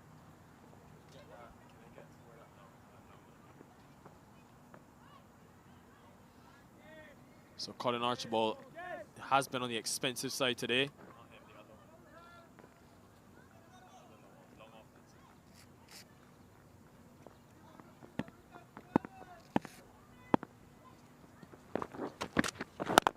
Goes full this time. Right what Peter Delapena asked for. Now, Peter, I find it very surprising that Matthew Ford, who they brought in, taken 20 wickets in 2021. And even though he bowled 3 overs for 33 runs earlier today, he's not been given the ball at all in this innings. I find that very surprising as one of the wicket takers, the first man to pick up a hat-trick in minor league history. Yeah, but again, you said it, he was very, very expensive in the first match. Dane Pete is somebody who reacts to what he sees. Boy, has he hit that well. Thumped that out the ground. 6, and thanks for coming, Anthony Bramble. An exhibition of power hitting at Church Street Park. Well, this is one of the few times somebody bowling it full as a pace bowler has been punished. He was going for the Yorker, just didn't get it full enough. It was the right idea because he's not been able to contain anything bowling short. Tried to go for the Yorker, but he just gets it fractionally wrong. And now Anthony Bramble, we've seen it's been very hard for players in this game for the Stallions to convert a start. We've seen a lot of starts, guys getting into the teens, unable to carry on. Anthony Bramble, though, a very different story. And he looks set to bat all 20 overs.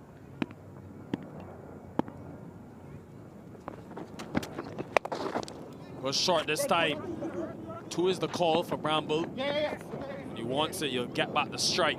Last year at this time, it was Robman Powell from the West Indies under the lights at Church Street Park who was thumping it to all parts. Today, it's Anthony Bramble in a similar position for his team, looking to close things out in an elimination game for the Morrisville Raptors. You win this, and the Stallions book a place in next weekend's finals weekend at Church Street Park. And he knows the importance of this game. Still 3 overs remaining after this. Valuable runs.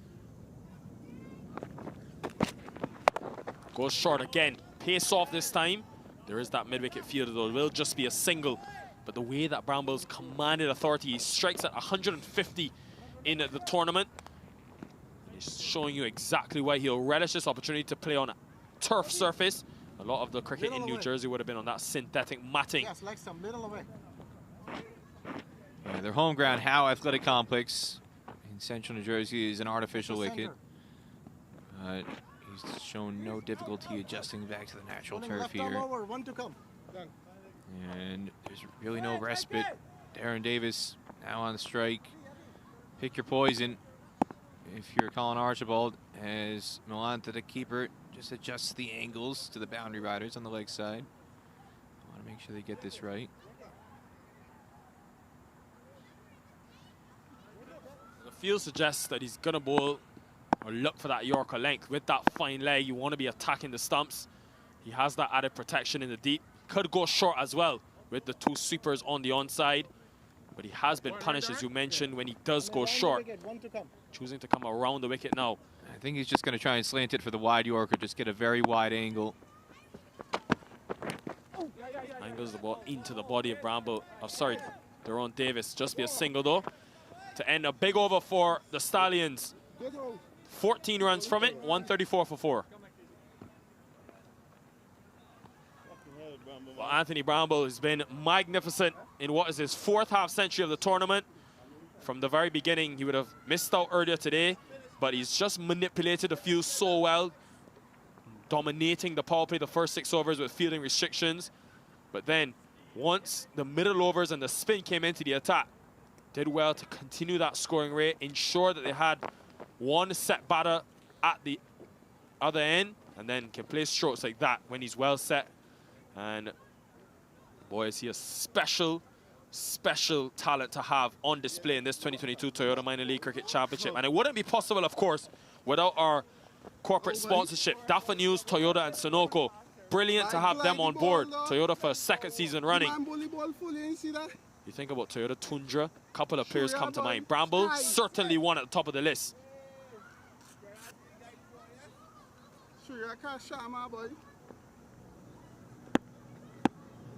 Spin. Actually, no, it's Ankaraju continuing. Full toss, back down the ground. Should not get to the boundary. Obas Pinar is quick. Interesting move, though, from Dane Pete to go to Murali Krishna and Ankaraju, because he has been on the economical side, but he does not have the express pace of a Colin Archibald or a Matthew Ford. At this stage of the innings, 2 set batters in.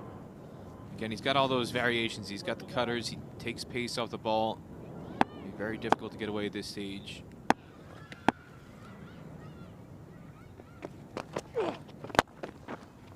Power down the ground again. I like the fact that, again, he's trying to pitch it up. The mistake he made on the previous ball, the full toss, just trying to go too full. And still they couldn't get it away for more than 2. And this time, good running between the wickets. Between Davis and Bramble, recognizing they were slow to pick up the ball on the straight boundary. So another 2 pinched by Davis to keep the strike. And again, he's been so efficient today, scoring off every ball. Like by in the last over, so not off the bat, but he scored off every delivery he's been on strike for. Yeah, the one thing that you've seen a correction in terms of the length from the Morrisville Raptors earlier today in that 32 from 15 deliveries. A lot of those boundaries struck by Daron Davis were balls on that good length, sort of Yorkers that were missed. And they've been able to correct that length. They've gone a lot fuller to him.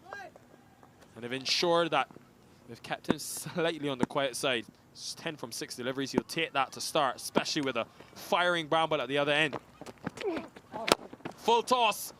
And Bramble will not miss out on that. Gets it in the gap through extra cover. Asking the question about the height for the no ball. And he just gets it wrong. Ankaraju, you cannot afford to miss at this stage. Boy, this is awfully generous from the square leg umpire, Martina Nandar. Live, it looked like a clear no ball over waist height. And I haven't seen anything on the replay to convince me otherwise. And yet, they've given it as a legal delivery. That is clearly around the ribs. And yet, it's not been signaled to no ball, Nikhil. Yeah, he is a seamer, so I can't understand that decision from the umpires. But no ball signal. It's the 3rd full toss in the over we've seen from Ankaraju. He's gotten away 2 out of the 3 times. He's got to find that length and find it quickly because he lacks the pace. So someone like a Daron Davis, who's been really good touch, will be able to size him up, get under those deliveries, those full deliveries. Has to execute well to close out this over. The run rate now has gone past 8 for the first time in about 5 overs.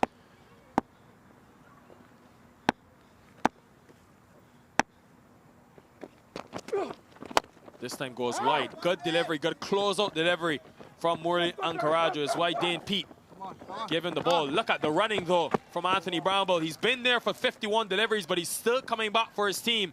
Comes back for 2, a great way to end the 18th over. 146 for 4.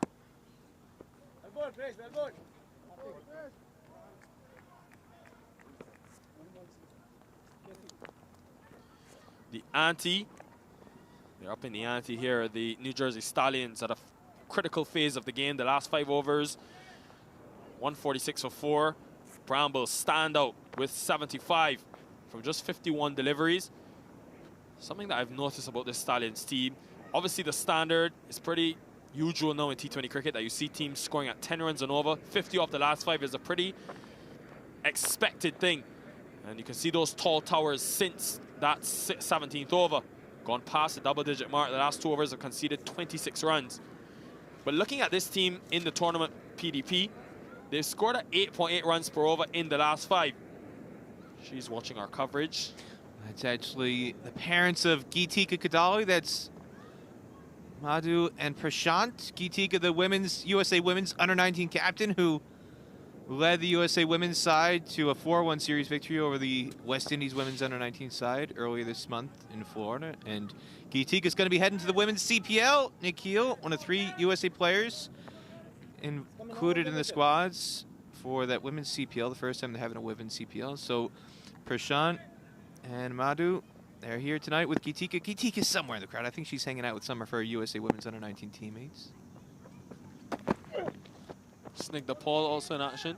Snigdha Paul and Sani Vigela, those are the 3 players from the USA that'll be going to the West Indies, to St. Kitts specifically. They're leaving tomorrow morning, so Geetika's spending her last night here at Church Street Park, Nikhil. She wants to watch this pivotal playoff matchup. She just can't get away from the cricket. She's spending her night at the cricket, and then she's going to be off on a plane in the morning out to St. Kitts.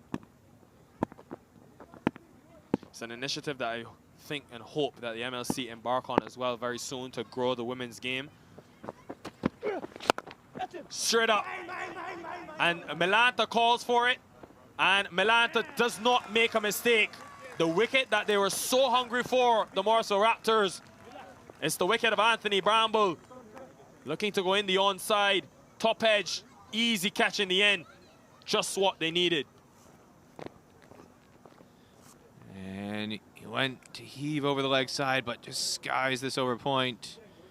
And good work from Melanta. You could hear him through the stumps, Mike calling, mine, mine, mine, mine, mine. That backward point fielder, short third man, was definitely not going to get into his path. He was very decisive with that call, Nikhil. And it means the end of Bramble, 75-53. And it's 146 for 5 with 10 balls to go in the innings.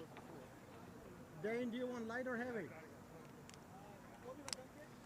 A 450 for Anthony Bramble. He'll be very happy with that, as he's gotten his team to a very good position with still 10 deliveries remaining.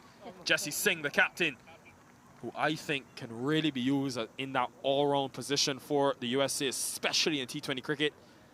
He has shown time and time again that he can be a powerful striker of the cricket ball at this phase of the innings. He has a lot to prove, though, with the bat in hand, and he can do it in this situation, leading his team.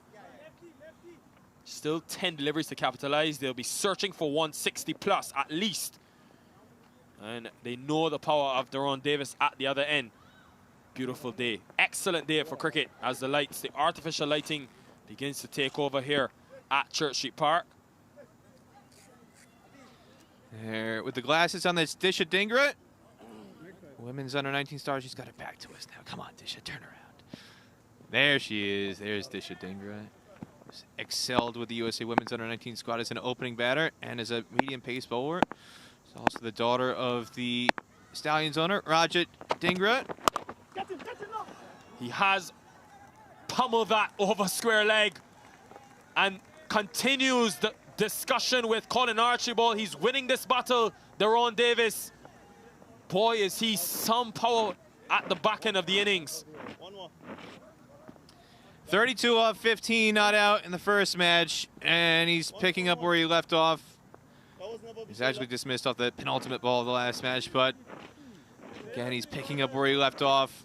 That brisk, blistering knock that helped the Stallions into a winning position. They never gave up. And Colin Archibald, he is getting some harsh treatment here at Church Street Park as the sun begins to set and the shadows start to take over parts of the ground. Gorgeous scene here with the pine trees, the Carolina pines. Much better option from Archibald. They want to just be one. You gotta love the type of player that Daron Davis is, though. Every time he hits the ball, happy to have a chat and engage in battle with his opposition bowler. Look at him following following Colin Archibald, the 2 West Indians. Davis from Trinidad and Tobago, Colin Archibald from the Leeward Islands. So the 2 engaging in battle, but when you're striking the ball like that, you have every right to say as much as you want because he's backing up the talk. Can he finish the innings off and get them past 165? Par score batting first in the 14 games played in 2022 is 152. They've already passed that. Still have some 8 deliveries remaining. Archibald over the wicket. Goes Yorker, executes well. Well, it's about time. A Yorker for once, Nikhil. Didn't think we were going to see one today on the Raptors squad, but it's about time. They've been misfiring their lengths quite badly throughout this innings. But finally, a Yorker beats Jesse Singh, and somehow beats off stump as well, but good bowling from Archibald. Yes, it's all about the length. If he can just get that line a bit straighter, it will really challenge the stumps of Jasdeep Singh. Colin Archibald, what an addition he's been this season in terms of his all-round ability. That is unbelievable from Jesse Singh. He's just come to the crease and he uses the extra pace of Colin Archibald. That's got to be one of the shots of the day. And what a way to close out the over as well. Well, this is good recognition of the field. Innovation from Jesse Singh. Fine leg up in the ring. And again, the length wrong. Goes for the Yorker again. And misfires. Gets punished badly. And it goes over. Fine leg to the rope for 4 runs. 157 for 5. Just 1 over remaining in this contest, and the New Jersey Stallions will be backing themselves to close out with the ball in hand after they were able to restrict the Raptors to 136 earlier today. Now I've got a much better total on the board and still have got an over remaining for the likes of Davis Daron, who's backing the runs to attack Jasdeep Singh as well. No stranger with the bat in hand. And these two will be looking to finish the game off. 165 from here, you think a very competitive total. But it has, this track got better for batting as the day has gone on, as that sun has baked the surface. And remember, the Stallions, with a lot of spin, will have the dew factor to deal with as well. It's a very still day here at Church Street Park, so you expect the dew to play a part. The final over, Morley Ankaraju is going to be bowling it. Interesting move from Dane Pete. That could go either way.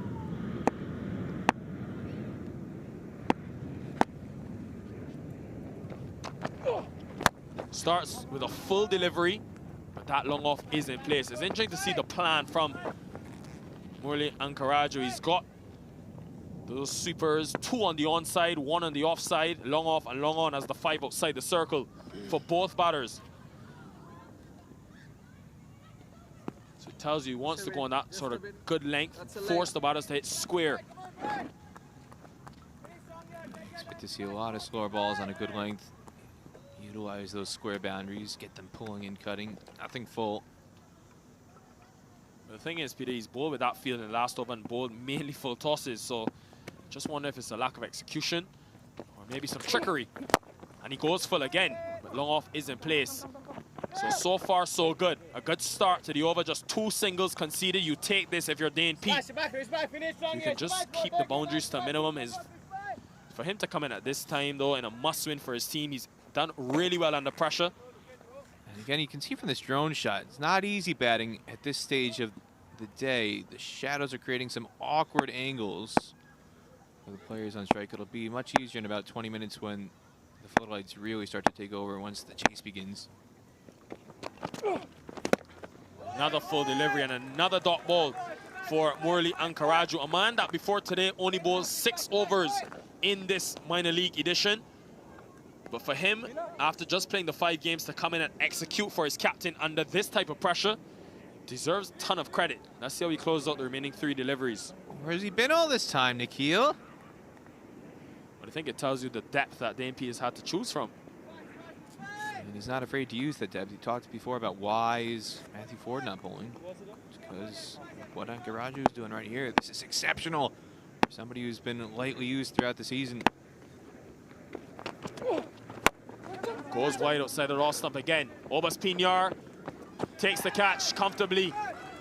And an excellent over continues for Ankaraju. He deserved that wicket because it's been excellent death bowling. We know the importance of momentum in T20 cricket. How crucial could this over be? Oh, this is a huge momentum shifter. Going for that wide Yorker, and this is so hard to get away. Even as a low full toss comes off the toe of the bat, you're rarely going to see those get cleared over the rope. And Pinar does well to come in. Only the third dot ball of the day for Darren Davis. And it brings about his wicket out for 20. 159 for 6 with 2 balls to go. Stephen Wigg comes to the middle for his team, and he can strike the ball. He will be off strike. The batters did cross. You have to reball that, and it goes to Milanta as well. He'll be disappointed to hear Milanta that he wasn't able to cut that off. After such a good over from Ankaraju, that will be painful for the Morrisville Raptors, releasing some of the pressure. Well, they conceded 33 off the last 2 overs in the first match earlier today, and it looked like it was going to be a different story with Ankaraju bowling here. Done so well to just give 2 runs off the first 4 legal deliveries, and then in just one moment, he undoes all that hard work.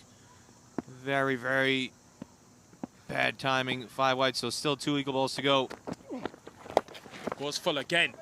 This time, Jasdeep Singh looks for 2. He wants 2. They're going to get it quite comfortably in the end. Good running from the skipper of the New Jersey Stallions. They do cross that 165 mark, which they'll be very happy about. It's about 10 to 15 runs above par, you would think. That was a low full toss from Ankaraju. Always difficult to strike. And Jacob Espino doing the rest. Not going to drop that. So just 1 delivery remaining, 1 legal delivery remaining. The New Jersey Stallions, you think, will be very happy with this position, but it is a good trap. There will be Drew to deal with for their bowlers. The Morrisville Raptors have got to go all guns blazing. They've got to chase this to remain in the 2022 Toyota Minor League Cricket Championship presented by Sunoco. Final delivery. Full again. Excellent over. Just the 1 boundary coming by way of extras, but it means that 10 runs and a wicket from the final over. You'll take that if you're the Morrisville Raptors. A great way to close out the innings, but for the Stallions, led by Anthony Bramble, they get past 165 and post a very competitive total, already up 1 love in this series. Well, we saw in the first match, 152 was more than enough for the Stallions to defend. Can they replicate that here under the lights at Church Street Park? It's going to take an awfully special effort for the Raptors to bounce back after the disappointment of the first match. Jesse Singh leading his troops possibly to the Final 4 for the 2nd year in a row. Well, it's been a pretty eventful batting display from the Stallions, led by Anthony Bramble with his power, 75 from 53 deliveries, and a few contributions in the middle from Sateja Mukamala. Paul Palmer didn't really get going, and Daron Davis, as he so often does with his power hitting, 20 from just 12. Jasdeep Singh hitting a couple of boundaries in the end to get the team up to 167 from the 20 overs.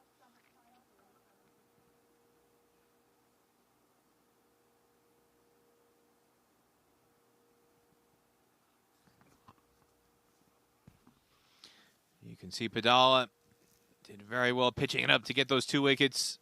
And Ankaraju so sparingly used throughout the season, just 6 overs coming into today, and yet he comes up in a big, big way in an elimination match. 2 for 35, good in the wicket of Davis at the death. Dane Pete also a fabulous spell, 1 for 15 in his 3 overs to give his team a fighting chance here.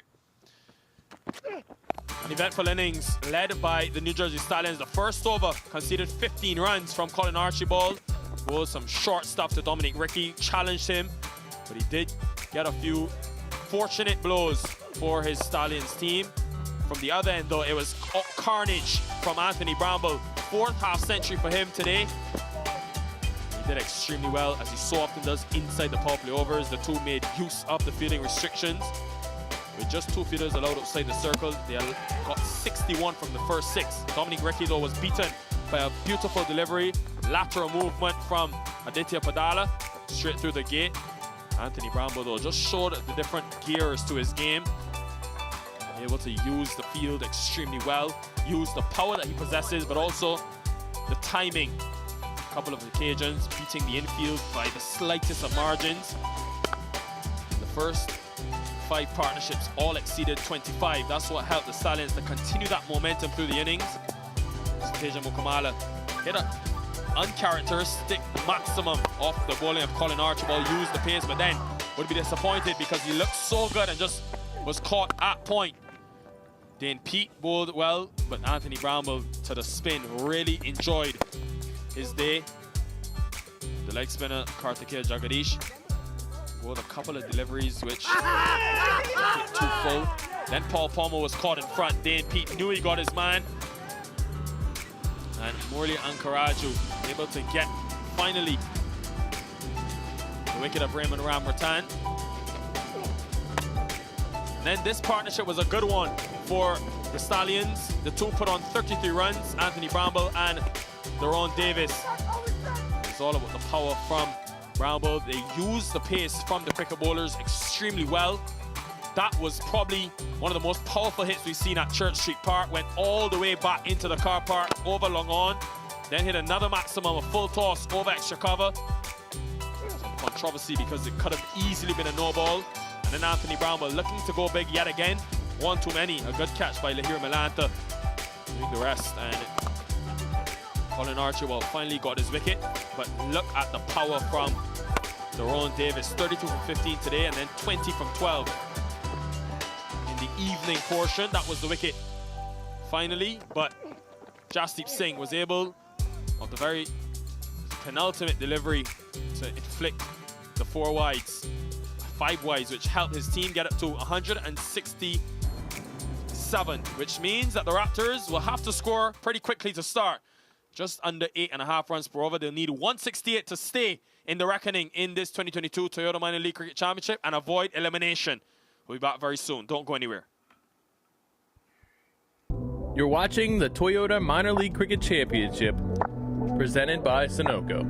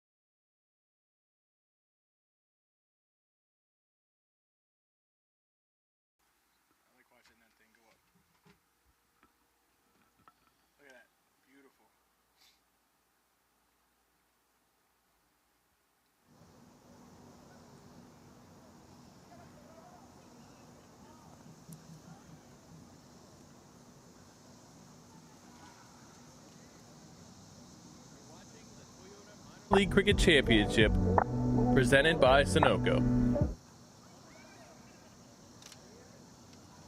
In what is a fortress for the Morrisville Raptors, well, boy, would they need all the home advantage and all the help that they can get, because they've got 168 to chase down, but they've also got 168 to remain in this tournament.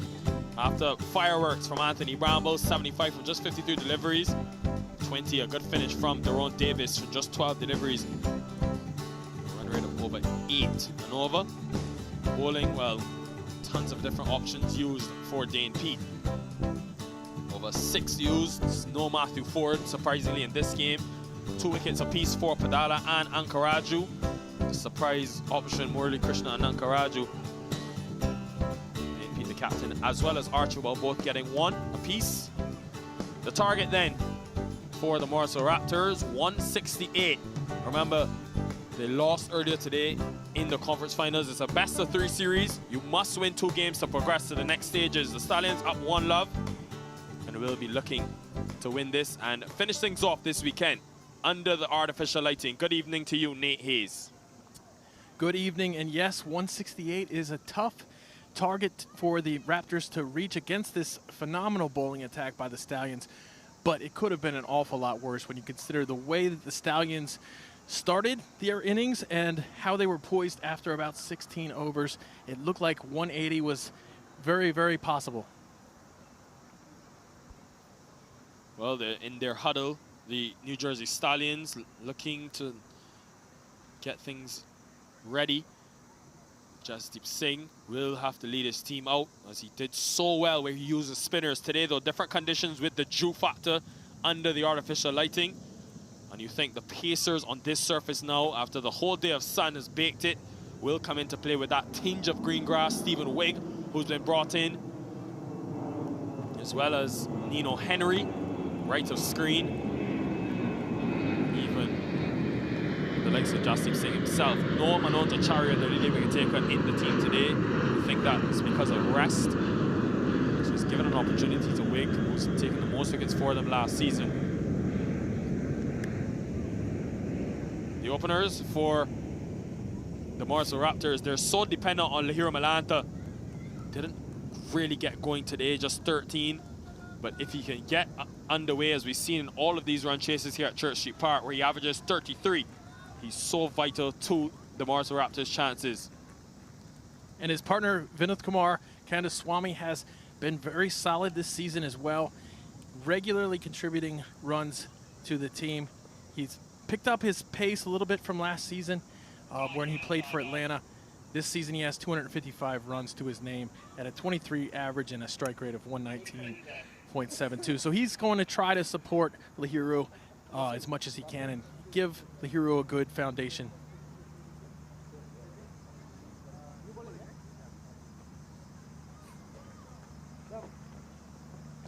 Wonder how much that pressure on the shoulders of Malanta will impact his play. He's such an experienced player, though, from Sri Lanka. Over 1,000 T20, professional T20 runs. Obviously would have played at the Sri Lanka A level. 66 first-class matches. His partner has been involved in a couple of close chases. A 50 against the Atlanta Lightning last weekend, which helped his team get over the line. And when it's mattered for Morrisville this season, somebody has stood up and somebody has taken the reins and guided the team home, and they're really hoping that these two can get them started to do that once again today. Good boys! Well, Lahir Malanta, so impressive this season. Yes. With his 511 runs, make that after today 524. An average of 42.5, a strike rate of 149. Mind-blowing statistics. And only 3 times now in the tournament has he scored less than 25 runs. 5 half-centuries to the Sri Lankan. 12 first-class hundreds. It tells you the type of player, the caliber of player that we have on our hands. But boy, has he got to show it tonight, because it's a must-win situation for the Raptors. Jesse Singh will have his tail up, will be confident. And the big question for the Raptors is going to be, in my mind, who are they going to bat at number 3? Hopefully they don't have to make that decision for several overs here. I'll give you my thoughts on that after this. First delivery, Jesse Singh to Melanta. Oh, getting some kid carry. Look at where Anthony Bramble collected that one. So early life in the surface with that brand new ball. And a slip in place as well. Very good start there. Very good first ball. Jesse Singh loves to bowl here. He raves about it. Yeah, a lot of the New Jersey Stallions players enjoy playing their cricket at Church Street Park. I was asking a lot of them, they just enjoy it. They feel comfortable at here, this venue, after playing in the finals weekend last season. This time much straighter. And Melanta keeps him out. So Jesse Singh, fresh off of international duty for the USA in that Cricket World Cup League 2 series in Scotland, where the USA would have played Scotland and the UAE. Placed Ali Khan, who was injured. Yeah, Jesse back in the team after a break of a significant amount of time. Definitely his goal, his dream is always to represent USA cricket. Goes full, looking for that Yorker. You see the field that he's got. He's got a third and fine leg as the two fielders deep on the boundary. It tells you that he's looking to bowl full, looking to attack the stumps. Also, though, it is a risk to Melanta with mid-on and mid-off both up in the circle, as well as that cover fielder. One of the longest run-ups as well in the 2022 Toyota Minor League. Runs from the 30-yard circle, Jesse Singh. Yeah, he's well known for his run-up. When Jesse's bowling, you better have a list of things to talk about.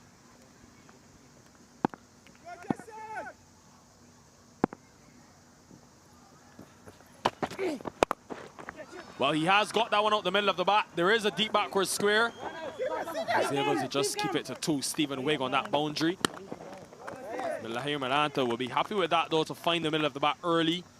He's a touch player, but he's one that feeds off of momentum. If he can get a few at the middle early, it will give him confidence needed to kickstart his innings. He knows the importance of him cashing in for his team. Yeah, as you mentioned, Nick, Lahiru's going to have to go a long way for the Raptors. 167, while it did look a ton better than things were looking early on in the first innings, this is still a tall task. This is a big ask against such a very good bowling attack.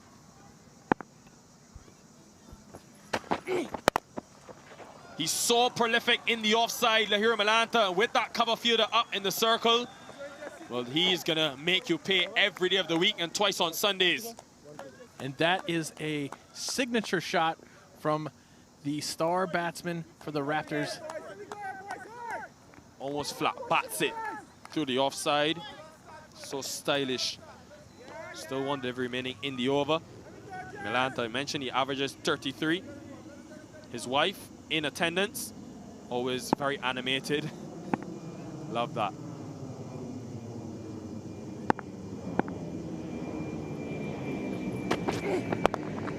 This time, angle down the leg side. Look at this.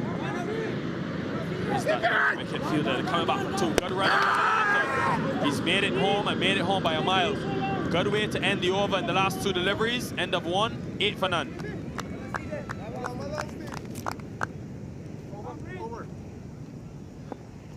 There's a great look at the ground, this beautiful ground. We got to do a lot of games here last week under the lights. As you can see there, Lahiru faced all 6 in the first over. He's happy to do that. I think Vinod Kumar Kandaswamy is happy to let him strike away. Well, in 2019-20s here at Church Street Park, this fantastic venue. We've had 2 seasons of cricket here. Interesting, 17 of the 29 games won by teams batting second. It's why the Morrisville Raptors won the toss on both occasions today and chose to bowl first, because the dew factor does play a part. Makes things very difficult for teams to chase. And, of course, to grip that ball. We will see that come into play as the night goes on. And Nikhil, you saw firsthand last weekend, the evening game here tends to go down to the wire. It's always a really close game. And, yeah, the chasing team does tend to come out on top, but it is almost always going to be a good game. Yeah, we saw that in that Atlanta Fire versus the Raptors game, where It was all about the start. The first 6 overs was so key for the Raptors, and once they got a good start, the momentum was always on their side. But the Stallions and Jesse Singh will be cognizant of the fact that they were able to restrict them to 36 for 2 in the power play just a couple hours ago. So they'll be looking for those early wickets. Mind you, it is different conditions. Get it. Nice, good start. Preet Shah starting well, as he did similarly in the last game. And you mentioned the Stallions are without Manoj Acharya. He didn't bowl in the power play in the first game. He didn't come in until, I think, the 12th over in the first game. But he tends to do that. Comes down the track, Kandaswamy, and just over cover. And it's going to be more runs. You can hear the crowd. Their heart would have been in their hand for a second. Once he got it over that man, it was always going to be a boundary. So he opens his account as well. And that, look at this shot here. That is a great shot by the camera work there. Over at the mid-wicket camera. Come on, come on. Shot with his off spin. So a good way to start the over. The run rate gone to 9. It's where they need to be consistently through the innings. This time much straighter and a much better option from Preet Shah. Very quick through the air. He'll have to change his approach from the first game where he was a lot slower and allowed the ball to do something off the surface. A different surface. Don't think we'll get as much spin with the dew coming into play as well. Heaves that into the onside. This is good ball striking from the openers for the Morrisville Raptors. And a dream start for them. They need to continue in this vein if they want to get close to that 168 needed for victory.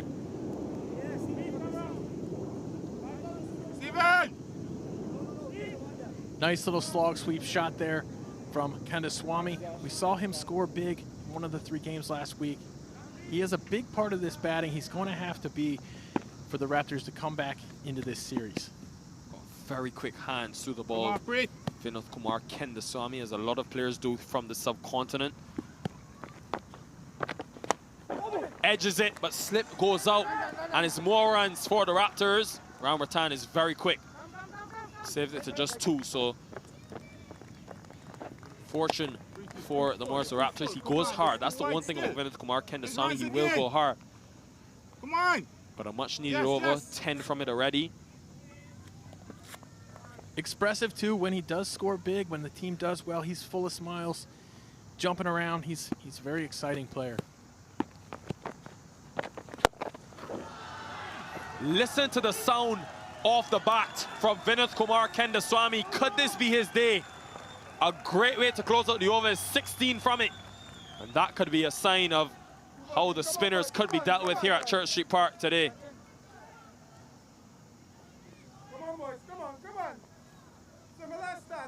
And with the sound of the bat, you hear the sound of the roaring crowd coming now out in numbers at Church Street Park.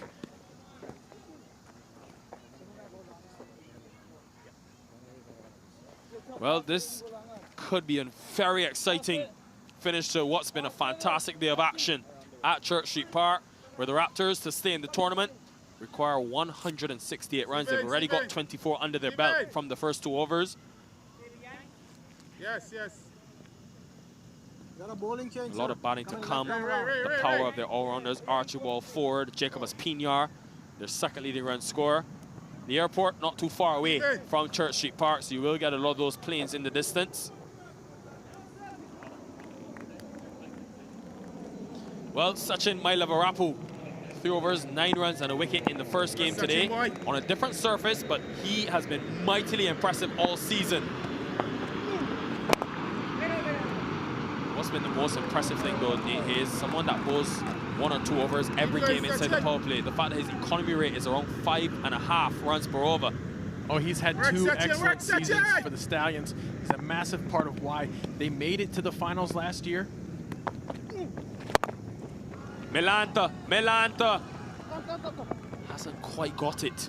Thought he would have connected. He likes that area through extra cover so well. Plays it so well, I should say. Come on, come on.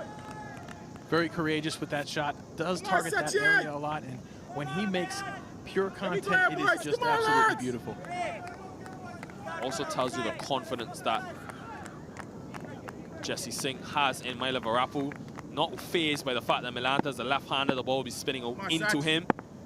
He still backs his bowler. Off the outside edge, and it's easy. Too easy for the Stallions. The plan works to fruition. They knew Milanta would come after him, the left-handed batter.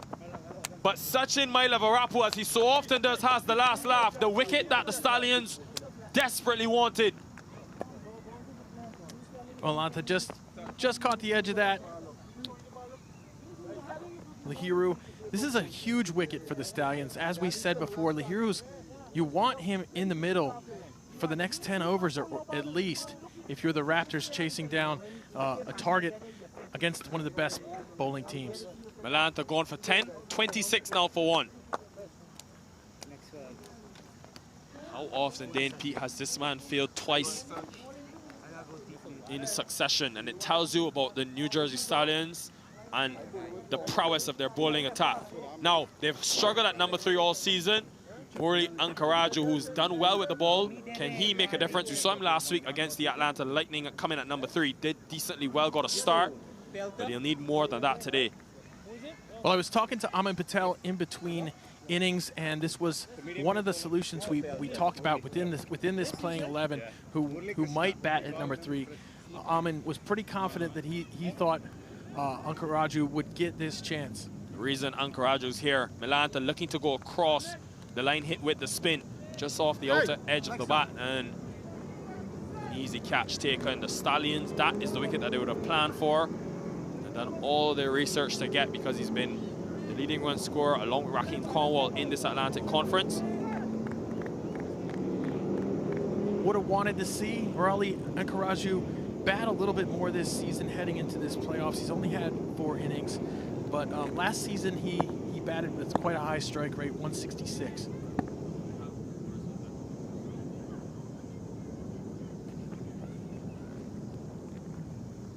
You go, Sachin.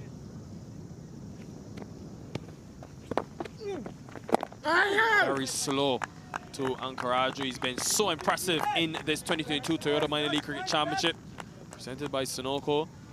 One thing though, Nate Hayes, in terms of the dilemma for the Raptors at number 3, I've been thinking about Dane Pete, the captain himself. He showed you today with the power that he possesses. Get it, one.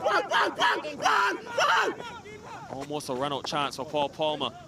Yeah, getting back to that though, Nate Hayes, Dane Pete, we saw him today earlier with that blistering 50. He's played a couple of those power innings. They have the power of Archibald, Matthew Ford, Obas Pinyar. Why not throw one of those hitters in the mix earlier to maximize the power play? I think that's the idea with Murali Krishna Ankaraju, is that he is an aggressive batter and they do want to maximize the power play, but also have those bats you mentioned coming in later. End of 3, 26 for 1.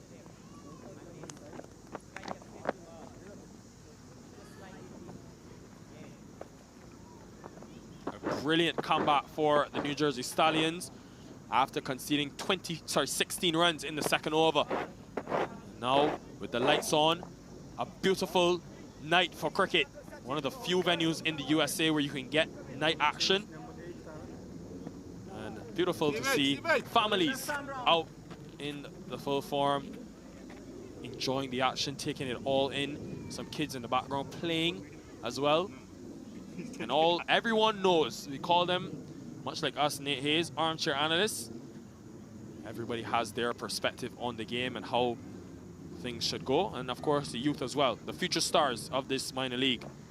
Yeah, you can't walk amongst the crowd here without somebody wanting to tell you what their opinion is, and that's a great thing. You really want to see that, like you said, armchair quarterbacks kind of, but you know, I love it. I love it that everybody wants to talk about how the game is going. You know, they're paying attention. The people around here really know their cricket. There you go, Davis. Deron Davis into the attack. 3 wickets for 13 runs earlier today. Very similar to Jacob Pinyar with his left arm spin. Very quick through the air, wicket to wicket type bowler. He will need to be in the wickets again for the Stallions. Now there is a factor here that might be, there is an issue here that might be factoring into their decision to go to spin so early with the dew not yet come in.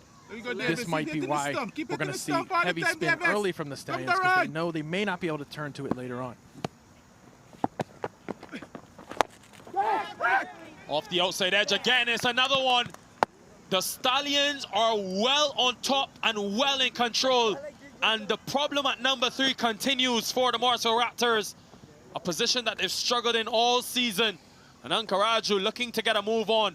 Yet to score, and an easy catch-up point. There's that left arm orthodox spin we talk about, working very well in this league. If you look up and down the leaderboards, you'll see a lot of left arm orthodox spinners. Yeah, the catch correction taken at short third by Preet Shah. It means that Ankaraju gone without troubling the scores. 27 now for 2.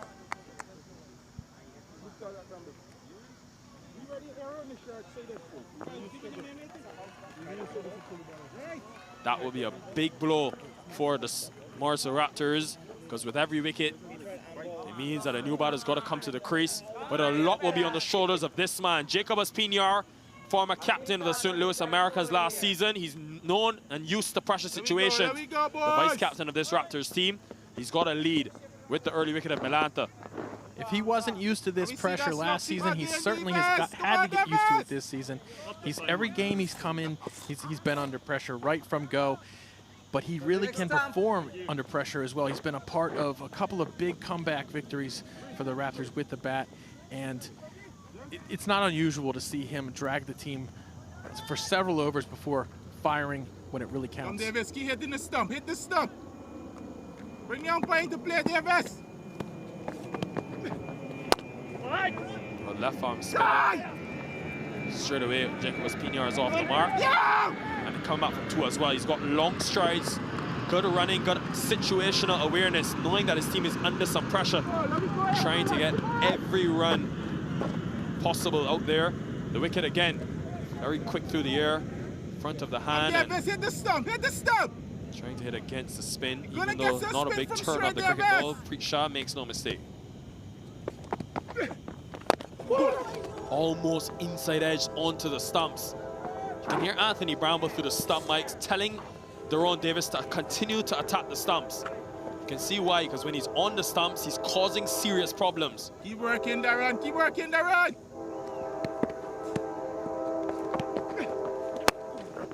This time full, and this time he squeezes it through. Jacob Espinar, you don't want to bowl to his drive because he does connect and connect well. We see a good look there at how quick the outfield here is at Church Street Park. But Obus really did pulverize that ball. Suddenly that misfield matters a lot more. The Raptors could be under a lot more pressure if it hadn't been for that misfield that went for 2. Well, many remember Jacob Espinar's scintillating century from just 38 deliveries, which came against the Fort Lauderdale Lions. A strike rate of 263. It was the fastest 100 in minor league history at the Silver Star Recreation Center weeks ago. Almost carrying to Jasdeep Singh. Fortunate, but a wicket coming in the over for Daron Davis. The Stallions will be very happy about this position after 4 overs, 33 for 2. My son, he's so soft-spoken. Everyone says he's so good-looking, and he never forgets to call. Hi, Mom. Born for your trousseau, the 2022 Tundra. Toyota, let's go places.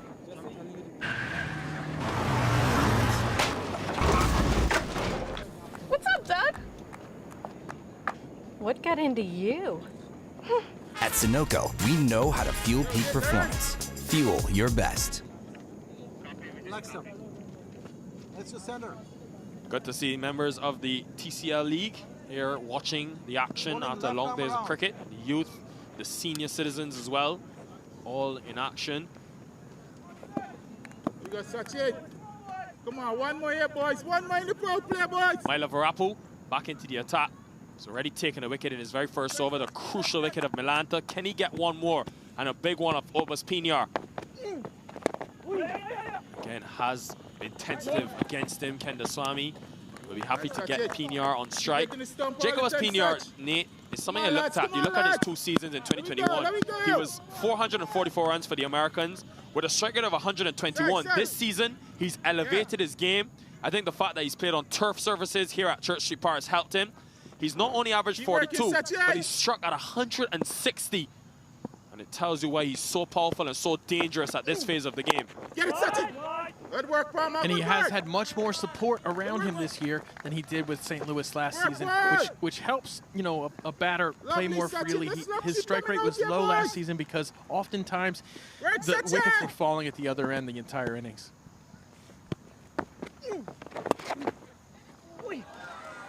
Just over square leg, and it's going to be more runs for Jacob Ospiniar, who's going to be crucial in this run chase. Just too short for Mila Varapu, and he knew it deserved to be hit. We expect this here, boys. Let me go, let me go. Just hands through the ball, and for one more here, guys. That leg side sweeper was very wide, so he knew that he was able to get that in the boundary. Jacob Ospiniar. Again, across the line, and again, Mila Varapu is a master at outfoxing batters. And he beats his chest because he's taken not only the wicket of Leo Milanta, but also the wicket of Obas Pinar, the second leading run scorer for the Raptors team. Wow. Game-changing bowling here from Mila Varapu. He has been an ace for them for 2 straight seasons. Always tough to hit against the spin. Mila Varapu so tedious in terms of his changes of pace. And how often have we seen batters hitting across the line against him and able to be caught in that infield inside the power play. A disappointing return for Jacob Ospiniar. Gone for 10, 38 for 3. And the Raptors in deep trouble. And now Vinith Kumar, Kandaswamy, the Raptors are going to really hang their hat on him. They're going to really hope that he goes far. And as you mentioned before, Dane Pete, you thought Dane Pete should bat at number 3. Well, he's batting where probably a number 3 normally would if your innings are going the way you want them to. He has come in, Dane Pete has come in so many times in this situation for the Raptors to try to stop the bleeding. Well, 53 not out from 30 deliveries, so he's the captain. He's opted to come up the order and back himself. And if he just got some help earlier today, that could have been a different game. Has batted at 5 previously against the Atlanta Fire. Oh, get it, Sachin. Lovely, lovely, Has batted at 5 once in the season so far. What a spell from Sachin Mila Varapu, though. 2 wickets, first Milanta, and now Jacob Ospiniar, the 2 major wickets, and the catch being taken. Very tentative around that pad. He likes to play that paddle, but a successful over comes to an end. The New Jersey Stallions marching their way to finals weekend. 38 for 3, the Raptors.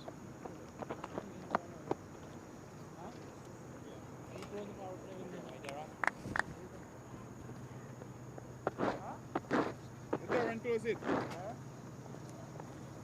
Darren, I'm begging you, please. Leg stump. Push away, just a bit. That's a leg stump. That's middle, right? Middle, yes.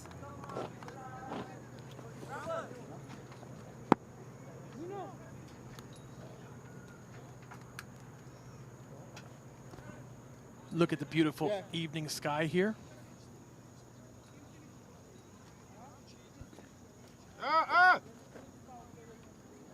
Beautiful sky. This is golden hour here at Church Street Park.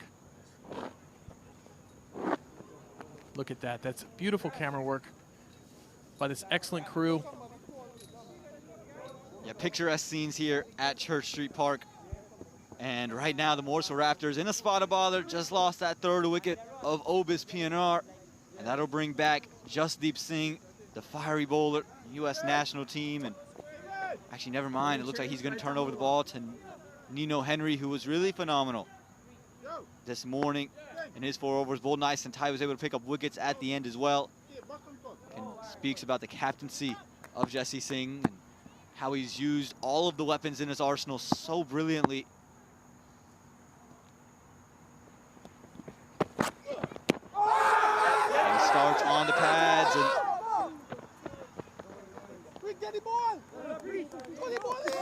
looked to be two noises as it got to Dane Pete, so maybe a little bat involved in that action. Let's take a look at that. And you know, Hendry's been absolutely fantastic for this Stallions team. They just have what they have strengths in. They have it in riches. And let's take a look at that last ball. Yeah, look tight. You tell me, Nate Hayes. That's a tight one there. That's a tough one. The Morrisville Raptors fan base will be happy. The finger did not go up. Again, can't afford to lose any more wickets. This one straight on to Vinod Kumar Kandaswamy. This is what Nino Henry did so well earlier today. It was just his ability to keep things nice and straight on a length. It's hard to put him away. And this is the wicket delivery. Sachin Malavarapu, he's so effective. Again, not the first time we've seen him do it this season, not the first time tonight. Always Pinar falling in a similar trap set to Lahira Malanta. Yeah, Malavarapu, the former Singapore U19 bowler. And this one is cut away behind point. It's going to race away out there and is going to beat the man all the way to 4 runs. 4 brilliant runs and 4 much needed runs for the Morrisville Raptors off the bat of Dane Pete. And Dane looks all set right now. He understands that he's going to have to carry the team. He's up to the challenge. He always leads by example with this team. He's told me before, the attitude and the culture of this team is we never give up. And I like the move of Dane Pete promoting himself and not holding himself back like he did this morning. I'll tell you why after this delivery. As it's tucked away into the leg side, I think he gives you the best option to facilitate and pick the right balls to hit. I think you keep guys like Archibald, Ford, Upbeat on Bolasetti in the back end, ready to be the pinch hitters in the back, and you take those and you leave them for situations where you need 10 runs and over. Let Dane Pete come in when you don't need that big total, push the balls around, and he's able to find boundaries with such ease. I think his temperament is what makes him the perfect bat for this situation. And I can't help but feel like the Morrisville Raptors really missed out on an opportunity. We talked in between innings, Aman, that we know the Stallions will probably bowl their spinners early. You don't want them to be so successful. You don't want to lose 2 or 3 wickets against their spinners right away.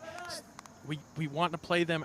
The Raptors will want to play them out, and then when the dew comes in, they can't get back in. I think that's a trick they missed. As you mentioned, easier to bowl spin early in the day, but as the dew comes in, harder to grip. Missed trick from the Raptors. And a swing and a miss to end the over there from Vinod Kandaswamy, who doesn't look to be all in his bearings. 6 overs gone. The end of the power play. 3 wickets fallen at 45 for the loss of 3.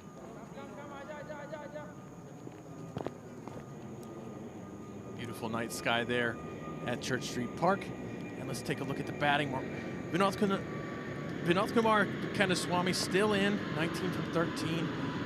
Thankfully for the Raptors, he's still going with Dane Pete, 6 from 3. But we lost Obas Pinar, Ankaraju, and Malanta. Big wickets. A lovely shot of the ground there. And you see the power play. Lahira Malanta was getting things going that second over. Is the only tower outside of that 4th and 6th over that have gone above. And that's the thing, if you are the Raptors, runs are coming. The Stallions start off very hot and then kind of fluttered towards the end. If you're the Raptors, you just have to stay rather in the middle all the way through, and you can still see yourselves over the line. 168, not a huge score here under the lights at Church Street Park. Every innings at this ground is unique. Get it, Sachin. Sachin. Yes, Sachin. All right, easy. Almost a run-out chance there. Just keeping him busy. That's it. Again, you just take a look at this. You see Pete just pushes it past Sachin, and he's thinking about the run. Vinod Kandaswamy never interested. Able to get back in time, but that's the pressure of Malavarapu. Get it, Sachin. And again, just daring the batters to go across the line. Dare them to swing across. And that's where we've seen the leading edges go out to third man. It's been really good bowling from Sachin. Attacking the stumps, and then every once in a while,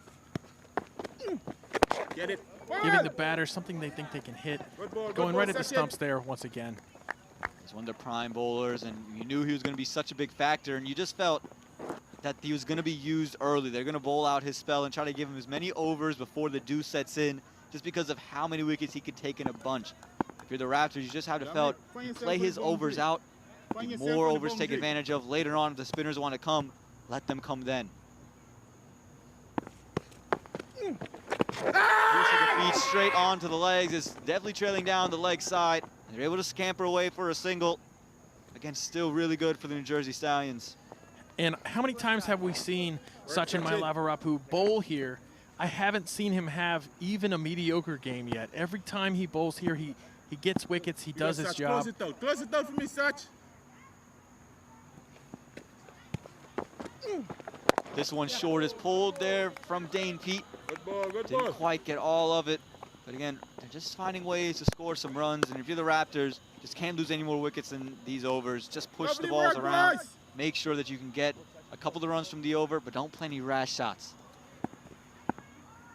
Right, the Stallions, the last 4 overs, that they wanted to go a lot faster. Well, this one, a little bit of width on off first hit out to sweeper cover. And it'll be 1 to end the 7th over. A 4-run over here in the 7th, 49 for the loss of 3. Oh, well, excuse me, we're not out of the excitement yet. Direct hit leads to the ball trickling away from Sachin. So it'll be another single scampered on to end the 7th over. Make it 50 for the loss of 3.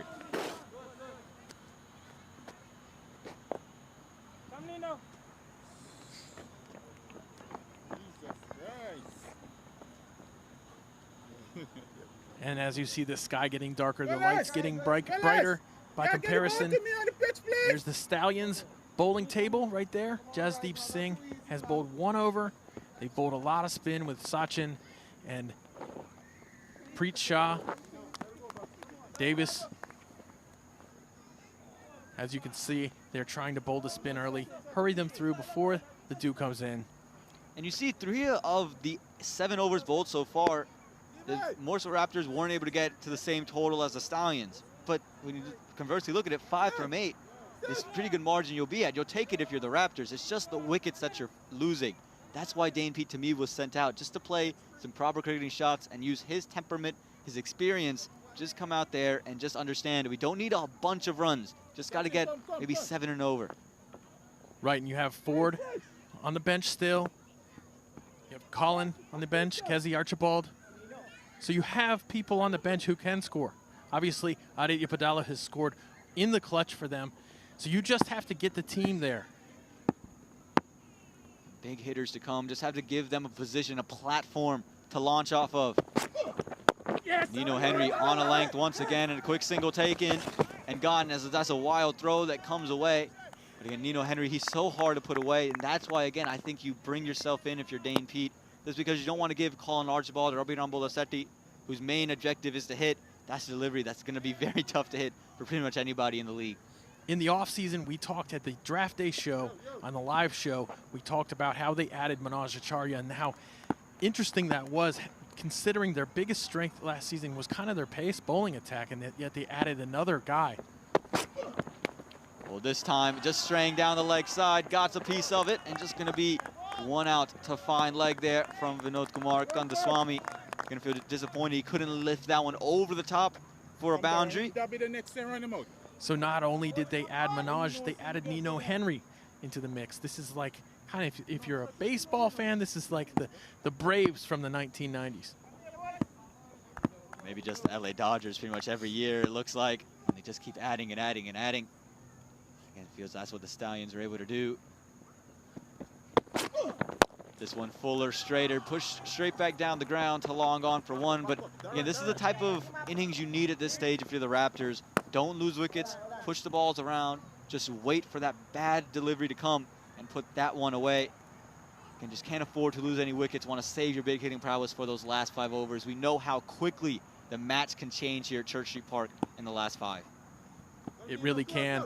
And the Stallions didn't do that at the end of their innings. We were talking about how they could have easily gotten to 185 and they only got to 167. This one off of the leg is just going to be 1 off a leg by, but runs are runs if you're the Morrisville Raptors. Take them in any fashion in which they come. Vinod Kumar Kandaswamy not going to find any solace in that, though, because he just hasn't found much rhythm. Again, it just feels, over the past couple of weeks, he just feels a little bit out of touch. Yes, he did score really quickly there in the second over.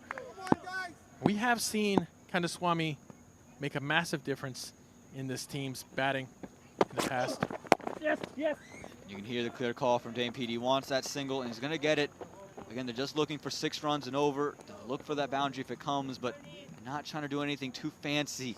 It's what you need if you're the Morrisville Raptors. Don't go out there and throw your wicket away. If you're the Stallions, can you find a way to breach the defenses of one of these 2 bats and bring the likes of Archibald, Ford, or Bolasetti out early? Expose them in the first 10 overs of play. Well, some aggression here from Kandaswamy. He's just going to go out to deep mid-wicket for 1, and that'll be the end of the 8th over. 56 for the loss of 3. Come on, come on. 1, 2, 3.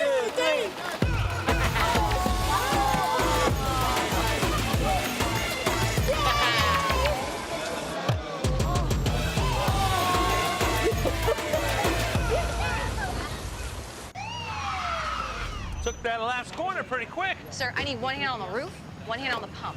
Timeout for Sunoco Go Rewards. Keep pumping. With new Sunoco Go rewards, when you fuel, you save because rewards come first. He's gonna chip, Sachin. Well, look at that. 56 runs on the board, 3 wickets down. Dane Pete on 11, Vinod Kandaswamy on 23. They're chasing 168. And with 8 overs gone, just an uphill battle for the Morrisville Raptors. It looks like there's going to be a change in the bowling. Doesn't look like it's going to be Sachin Bowl out his final over. He was so good, and you thought with the dew settling in, they would go with them. They're going to go with another spinner.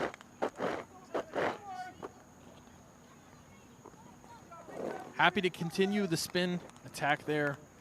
Don't really blame them at this point right now. Somebody bring it, top side.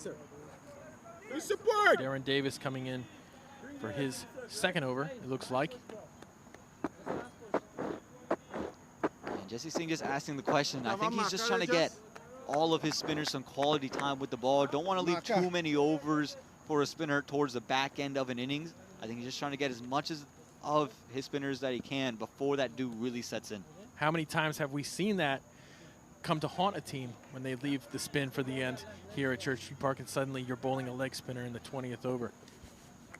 Yeah, Stephen Taylor would know about that firsthand when USA took on Canada here back in 2018, and Stephen Taylor was able to score 22 from that final over with a ball to spare, mind you.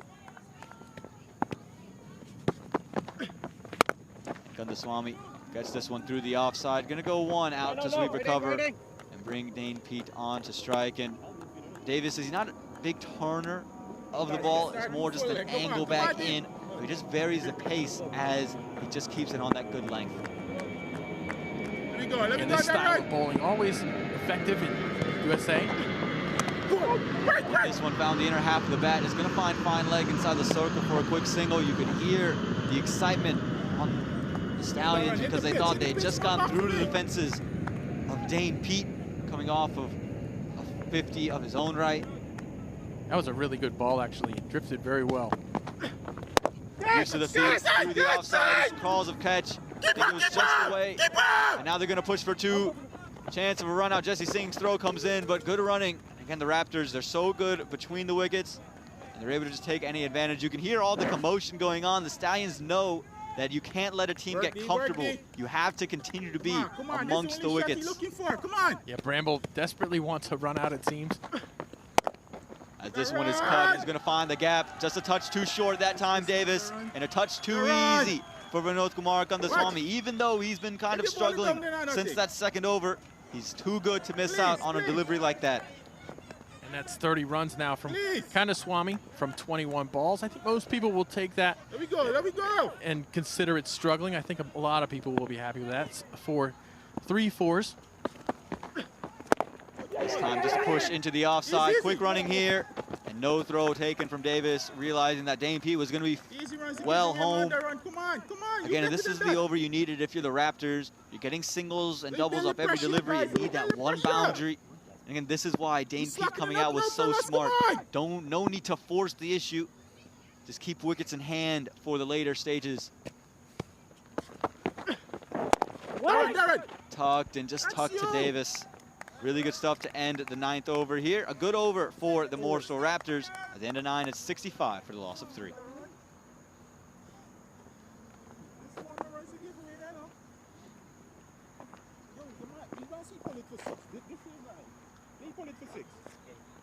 And here's the worm chart. Morrisville been lagging behind most of this innings. Second over, they did pretty well to kind of catch up to that quick start that Stallions had, but they've been making it up ever since. They lost that last wicket in the 5th over. It looks like they're on pace right now to keep things going. Like you said, Amin, we just want to. The Raptors just want to get to the 15th, 16th over and have a chance to hammer away at the end. Well, it was just that plateau you saw late from the New Jersey Stallions that the Raptors would want to avoid. They just want a steady line and a steady ascend up to that total. And that's what Dane Pete and Vinod Kumar Kandaswamy have done so far. You've rarely seen dot balls. You've seen them the majority of the time get a single off every single delivery. And just able to keep the score moving forward. And we're set up for a brilliant finish here at Church Street Park. As usual, Aman Patel, Nate Hayes. And again, it should be an absolute blast as we come to the tail end of this second match here in the semifinal at Church Street Park. Again, if the Raptors were to win today, Nate, we'll be back tomorrow for action Sunday morning. And we always want more cricket, and we always want a Game 3. This is one of the wonderful things about this particular round in the playoffs is that it's a best-of-3 series. We've seen some rain outside of this particular matchup, and we're hoping that it stays away from Morrisville, North Carolina. Stephen Wigg coming in for the first time in this semifinal. Starts with a dot ball. Stephen Wigg, he was really a staple for the New Jersey Stallions last year. This year has been maybe underutilized, has played in the past couple of matches. Didn't see him earlier today. Nate, what can you tell me about him? Well, he has been struggling with a little bit of an injury, I believe like a side strain. But they definitely do not have a problem with his bowling. They are very confident with his ability to produce for them, considering his history with the team. And this one, it's a wide. And you hear Bramble, I think he was just appealing to relegate the wide. But again, when you talk about Stephen Wigg, he was really a staple for this side last year. A big part of why they got to the final. And again, I think to be able to use him instead of Manoj Acharya is just a luxury that only the Stallions have. And I think he got a little bit unlucky with the call on that last ball. I thought it was a pretty good ball. You know, it's difficult to call the wide with coming in from that angle. It's always a little bit extra hard to call. But I felt like that was a pretty darn good ball. Again, goes short, width on offer, and is going to be cut, but fielder in place, keeps it to just one. Vinod Kumar Kandaswamy wants to, and he's going to get two quite easily in the end. It's good running from the Morrisville Raptors. And again, that's the one thing that I think that is going to be the interesting part for Stephen Wigg. He usually gives the width on a length, and it just makes it easy for a bat to throw their hands through the line of the ball. That's something you're going to want to avoid here at Church Street Park. Yeah, it looks like Vinu learned from that wide, the ball before, knew that's what he was going to be targeting, stayed in his crease, and whacked it pretty darn well.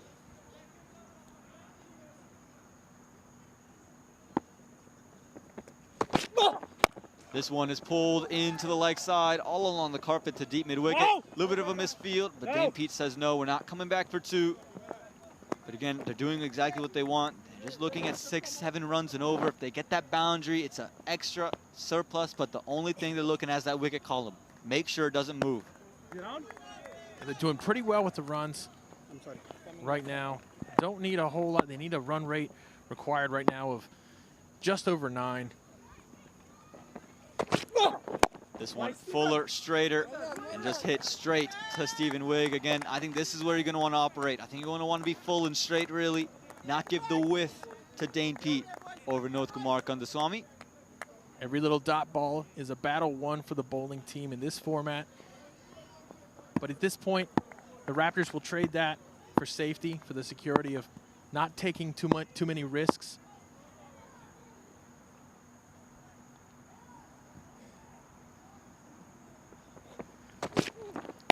This time made some room for himself. Is that a catch? Oh my goodness, what a catch that is. You can see the celebration from Davis. And the Morrisville skipper's got to go. He just tried to be a little cheeky, open the face of the bat and get it through point.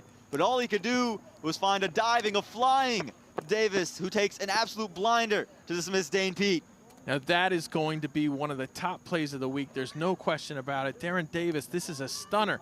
Diving to his right, beautiful catch. That is, you know, that is something that we see from this team, from this New Jersey Stallions team. They're a very good fielding team, but that's something we usually see from Ray Rimrat.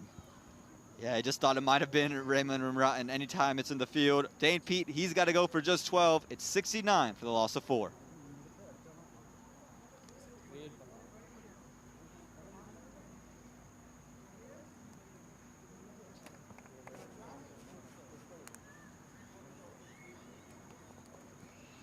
And Dane Pete, he's got to go, but he's going to call upon young Rohan Fudke to come in and bat here.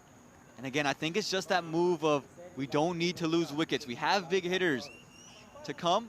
Let's use Rohan Fudke, who we've seen play a shot over extra cover, can score along the carpet and push for singles. Again, came in number 3 in the first match today, now coming in here at number 6. The Raptors have been waiting for a breakthrough from young Rohan Fudke, very athletic cricketer, good all-around player. He's just a good cricketer, but they haven't yet had that breakthrough innings from him. He plays for the USA U19 team.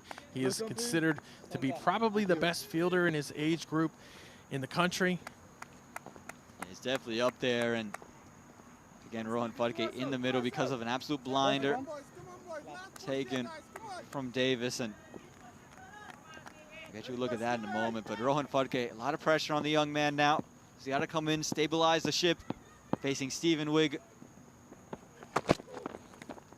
And that one might have been a tickle behind and is going to be put down. I think that's a drop chance there. It looked like there was 2 sounds. You can see the reaction from Bramble. He knew he had the wicket of Rohan Fudke, and he's put him down. Rohan Fudke dropped on his very first delivery.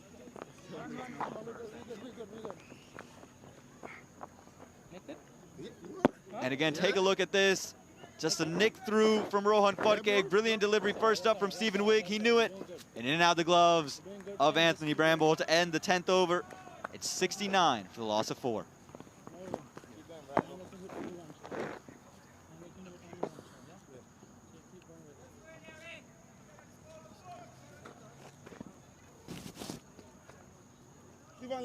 And you can see here for the Morrisville Raptors, can't afford to lose any more wickets. Vinod Kumar Kandaswamy, he's 34 from 25. Leader Malanta gone for 10. Krish Ankaraju, his experiment at 3 goes just for a duck. Obis Pienaar gone for 10. Dane Pete gone for 12.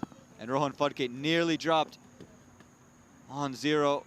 But he's given a life from Anthony Bramble, and you can just see that worm chart start to tail off a bit now with that wicket of Dane Pete. He's got to make sure they don't plateau and have to continue to accelerate. As Davis, after taking a blinder, he's come into the attack.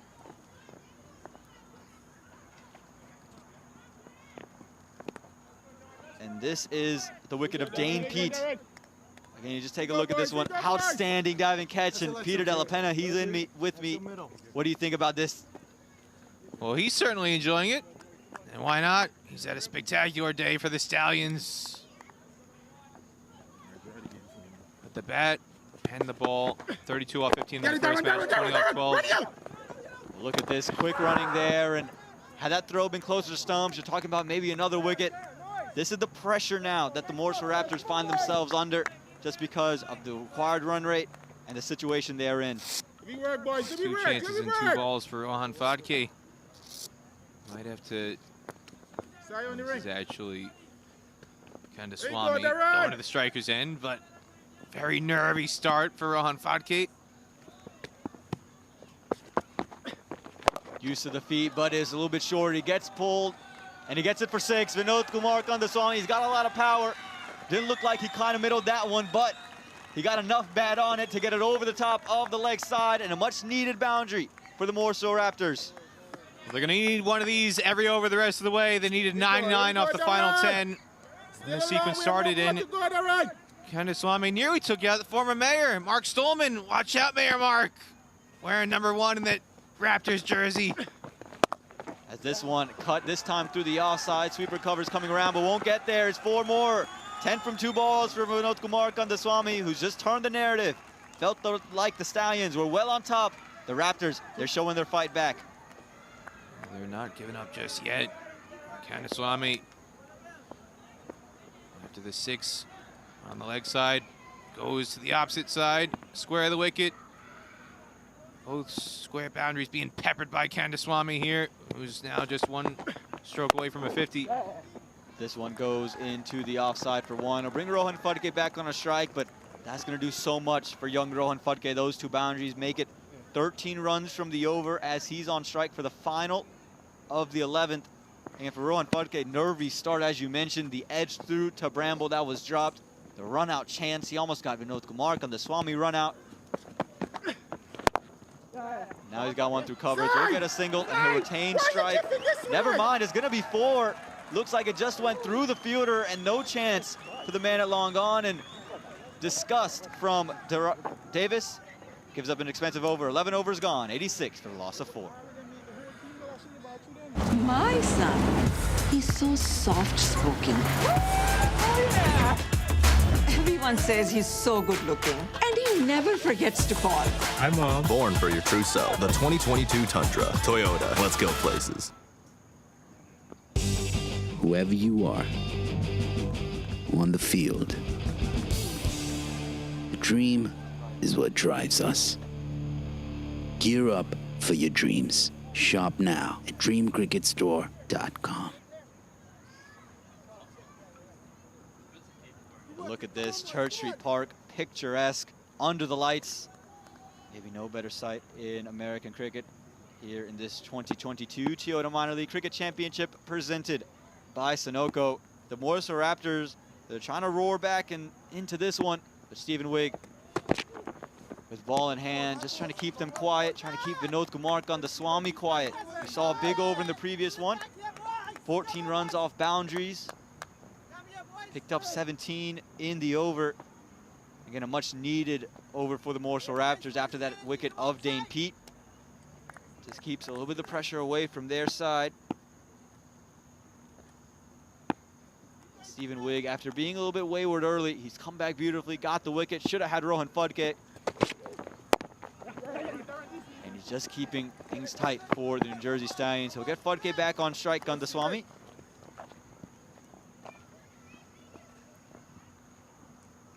Stephen Wigg talked before about the injuries he's dealt with this year and also reduced effectiveness.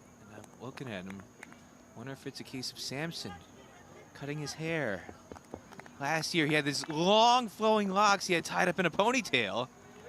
Now he's going for the short hair. Maybe that haircut is reduced if wicket taking effectiveness on it. I don't know. And this one is just tucked through third man. Gonna be 1, and you know the saying here, it's a saying in North Carolina especially. I don't know if it's a saying elsewhere, but short hair don't care. Definitely something that's said around the Garner area here in North Carolina, just 30 minutes away.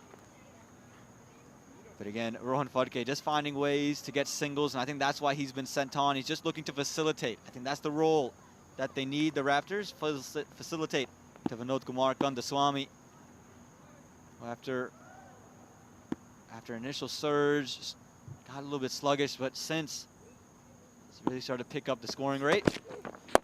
This one is pulled, it's pulled up in the air, and is gonna fall safely. It falls away from Anthony Bramble, who's running all the way back. Vinod Kumar Kandaswamy never got all of it.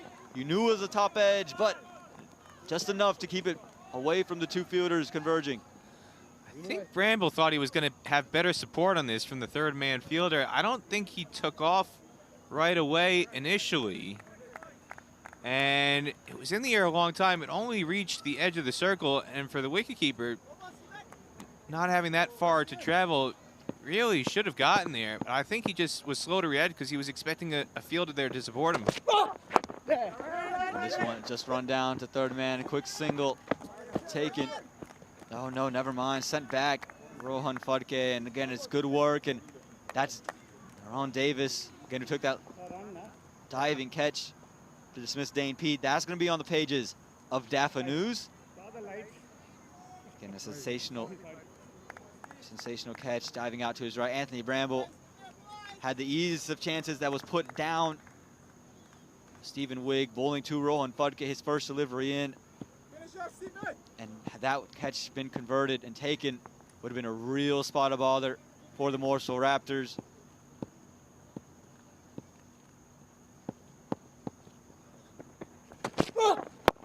This one worked into the leg side for a single. And Rohan Fudke, he'll retain strike going into over number 13. 12 overs gone, 90 for the loss of 4.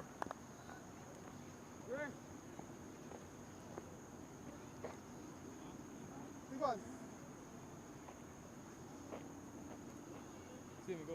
Where you going? You want to hit me? Yeah, go, go, go.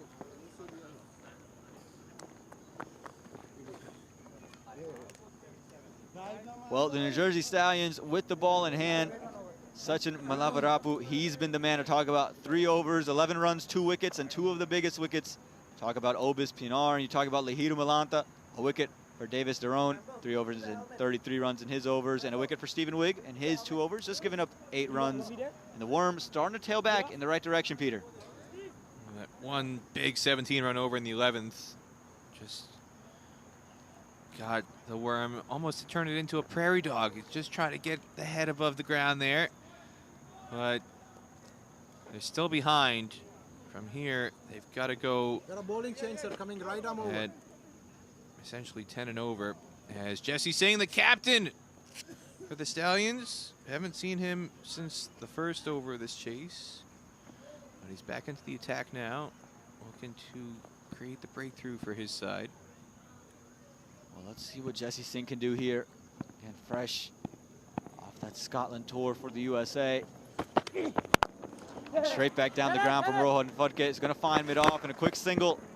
And this is what Rohan Fudke can do for the Morrisville Raptors. I think that's why he's been sent in. Just needs to facilitate. Not looking for him to play the big shots down the ground. Just looking for him to hand over strike. Make sure the runs don't come to a standstill. And give the big hitters the likes of the Colin Archibalds, the Matthew Fords, the Abiram Bolasettis in the back. Them the opportunity to swing their arms and don't make it where it's 12 and over. Keep it to 9-10.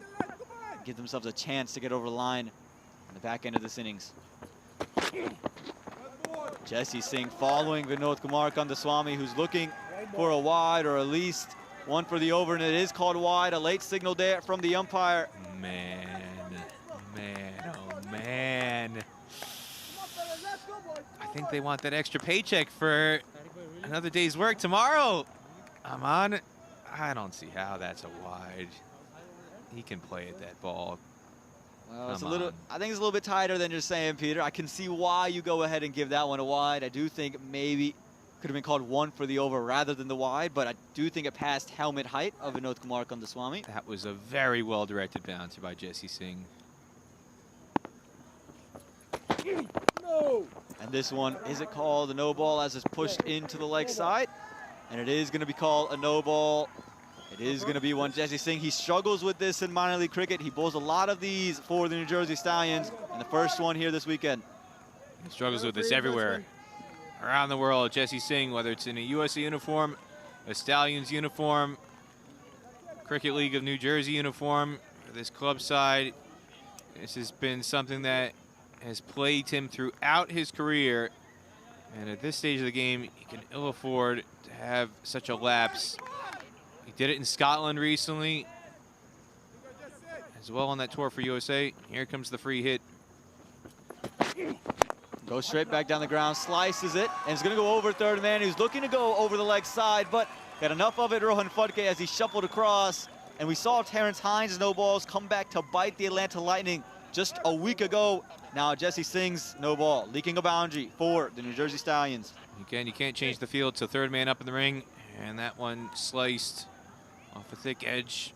Fortuitous one for the Raptors, and they get that boundary and over they need. So even if they just get singles the rest of the way in this over with 4 legal deliveries left, it'll be a winning over ahead of the required run rate.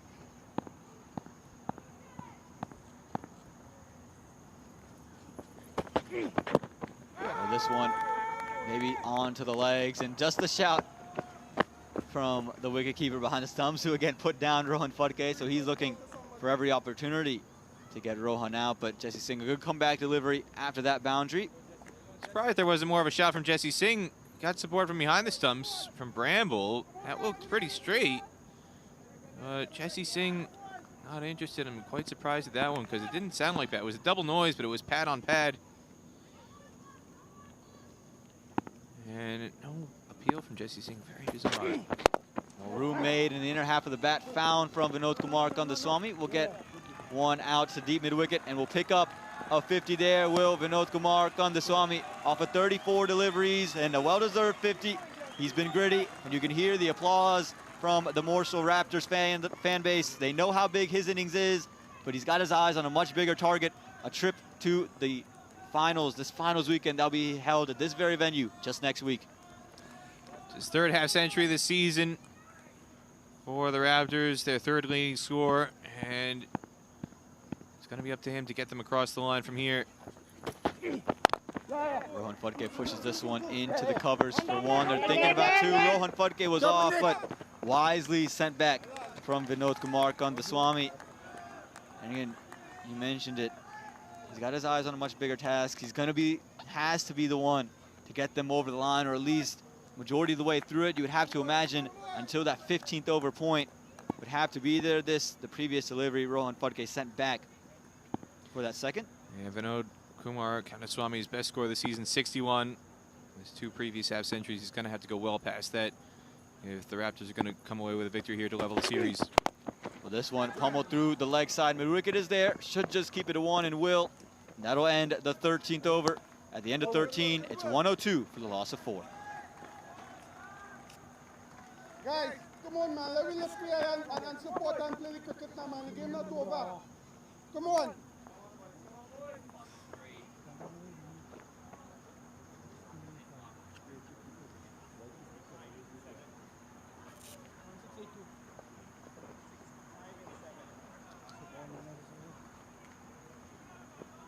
Well, you just take a look at the worm for the first time today, trickling over the top of that New Jersey Stallions line, and again at the right time for the Morrisville Raptors. That's exactly where they need to go and move in the right direction. And again, moving in the right direction, the Morrisville Raptors, and they're going to want Vinod Kumar Kandaswamy to keep going. I mean, if they can get it to keep it to 9 runs and over, just under 10, you talk about the likes of Matthew Ford, you talk about the likes of Colin Archibald and Abhiram Bolasetti, you would like the Raptors' chances, if it's just under 10 and over, headed into the final 5. But it's all about what Vinod Kumar Kandaswamy and Rohan Phadke can do. Can they continue to score runs and not lose their wickets until that point? Well, this one is glorious over covers. Has he got all of it? No. No, he hasn't. Stephen Wigg, he strikes. He went full. He pushed it wide of Vinod Kumar Kandaswamy, who looked to make room for himself. You just thought he was going to get all of it over cover, but all he could do was pick out the man in the deep, and exactly the wicket the New Jersey Stallions were looking for. Stephen Wigg strikes once again. Well, Ray Ramratan took a sensational catch off his own bowling in the first match today. This is child's play by comparison. Some of the catches he's taken at this venue, very, very straightforward chance. 10 yards in from the rope at the cover sweeper boundary, and number 25 in the Stallions uniform is never going to drop that. Kandaswamy out for 51, 102 for 5 in the 14th.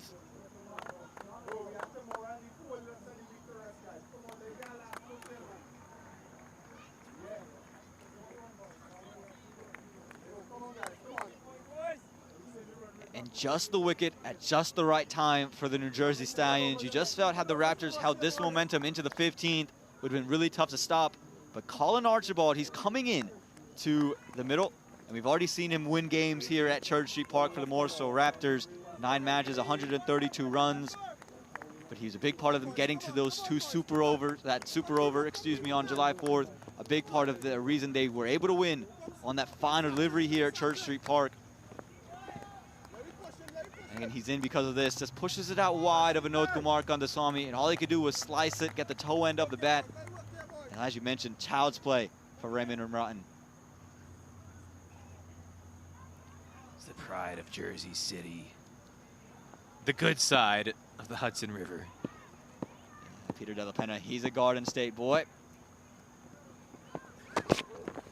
And Rohan Fudke pushes this one straight to Tyrone Davis, who's just put out some phenomenal dives there at backward point. Another really athletic effort. Probably could have been a more comfortable one had it not gone into the midst of Davis. But he's all at it, all action. He's looking to just carry and crawl his way to a conference, to the finals weekend next week. Oh, this is turning back the clock for Stephen Wigg. Vintage bowling here. He's been a difference maker in this spell. This is what we saw from him last year all season long. He's missed a good chunk of the season battling injury, but stepping up in a huge way for this side. The Stallions trying to get back to finals weekend, yet to concede a boundary here. And the left arm are putting in a special performance for the Stallions. We'll just run down a third man to start off for Colin Archibald. Again, just going to want to keep the singles flowing. They're going to push for two. Colin Archibald, he's quick, and he's quick enough. Bramble couldn't get on. The stumps wouldn't have mattered had he gotten the bails off. The throw didn't come in as quick. Again, you just take a second look at this one. Never looked like there was any chance as this throw comes in from Sachin Milavarapu. Had he even taken off the bails, could have been a question, Peter. Well, that was just very lazy, very casual from Sachin Milavarapu. He's got to get the relay in quicker. There was never 2 runs there, but very, very sharp and alert running by Fadke and Archibald to turn what should have been a straightforward single into 2. It's what's needed and required at this stage of the match, where the required run rate is just under 10 and over. As this one is tickled into the leg side, they're going to push for 2 once again. And they're going to get one this time, more conventional. This one was always 2, it was in the gap. And with 2 very quick men in the middle, you weren't going to miss out. Yeah, it's not easy to take 2 on Raymond Ramratan. He had a long way to travel to cut that off. And they're able to get it comfortably. Meanwhile, we've got some incredible drama on the West Coast. The Chicago Tigers and the Silicon Valley Strikers are headed to a super over. 136 all. Calvin Savage concedes just 6 runs off the final over with 7 needed to win. So they're going to extend that game by at least 1 over. As this one is to the outer half of the bat, they're going to call for 1. And they're going to get 4 for it. Casual in the field from the New Jersey Stallions. And again, they were leaking runs with the throwing, now in the field. And 4 more, you can see the kids celebrating behind a dejected Stallions fielder. Ooh, what's this, Aman? We've got the Matador back under the lights. Olay! In front of the Daphne sign. Maybe the ball, the Toro, the ball saw the red on the Daphne sign and said, ooh, this looks like a Matador cave. I want to go into that boundary with the Daphne. Well, you talked about drama on the West Coast, and that super over unfolding. It looks like it's going to be a dramatic finish here at Church Street Park. You got your pick of dramatic finishes here.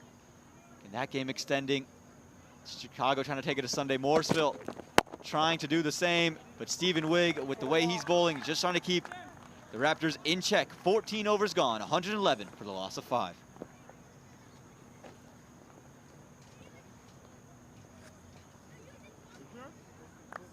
One, two, three.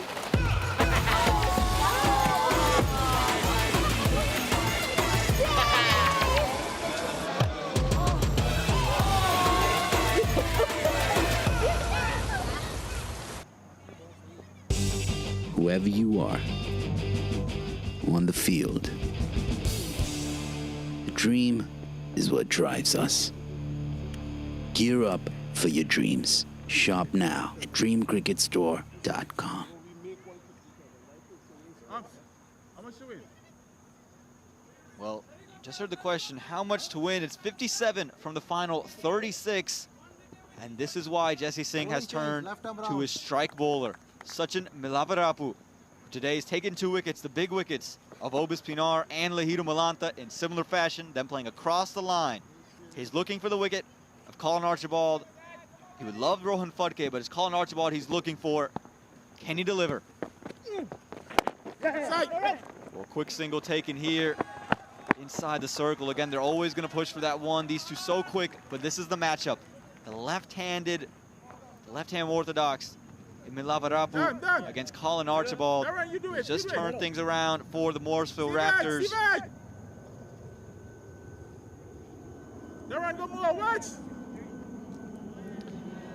He's only conceded 1 boundary in his spell so far. A lot of dot balls in there as well. 2 for 12, 5 balls to go in his spell. It's been very, very tight.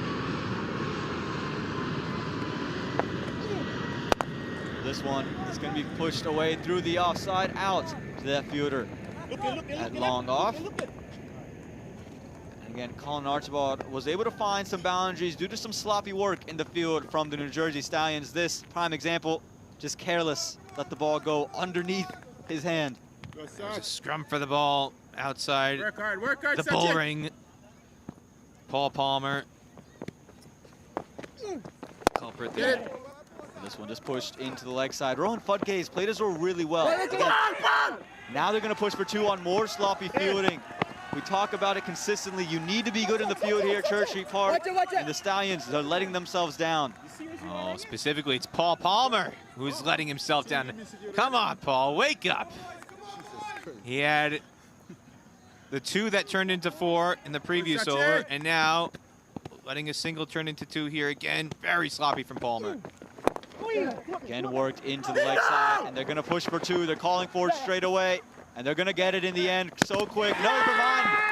I don't think he did.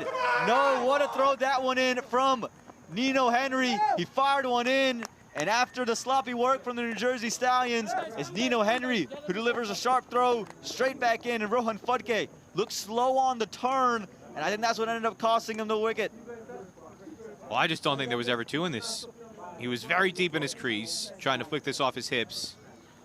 And because he got so deep, trying to hit the ball in the first place, he turned the distance basically into 23, 24 yards he was going to have to run between the wickets. And Henry does a great job coming off the rope at deep backward square. A sharp relay to Bramble. And Fodke, who should have been out first ball, finally out for 18. Run out, coming back for the second. And out for 18. Smart. Put that on my back, right? It's 116 for 6 in the 15th.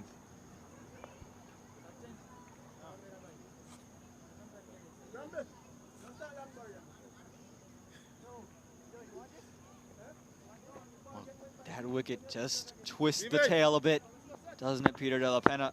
As we see Matthew Ford, who's already won a match for the Morrisville Raptors, scoring the winning runs to get them into this weekend against the Atlanta Lightning.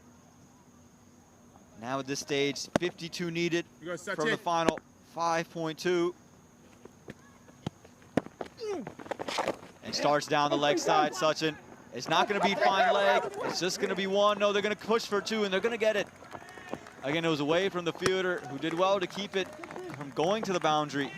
But again, finding ways to score runs. He may have saved 4, but he really should have saved it and kept it to 1. Really, you got to do better cutting that ball off. Should have fielded it comfortably and kept it to 1. More sloppiness from the Stallions. This time swept again, this time over the top of square leg inside the circle. A misfield now from Nino Henry, and they're going to be able to get 2 off his arm. We just talked about how good he was with that relay in. This time the misfield leaks an extra run, and that'll be the end of the 15th over. 120 for the loss of 6. I just wonder if part of this is the dew making the ball a little bit slippery to handle, because a number of these misfields are along the ground. They've been safe catching, but as the night gets deeper, you just wonder if it's a little bit tougher to just grasp the ball. And here's the run out again. Here's Henry tracking the ball in from deep backward square. Very good relay off 1 bounce to Bramble. It gets Rohan Fodke in plenty of time for the run out. And yet, same guy didn't have to come in to attack the ball. Much easier chance. And he just lets it go through his fingertips to open up the door for a second run. Can you explain what's going on here, Nikhil Tamchandani? I'm lost for words myself. I'll tell you what's going on here. Peter De La Pena's what Nate Hayes likes to call Morrisville magic. Because this late night thriller in a game where the Morrisville Raptors have got to win. It could go either way. 48 needed from the last 5. You back the batting team, but they've lost 6 wickets.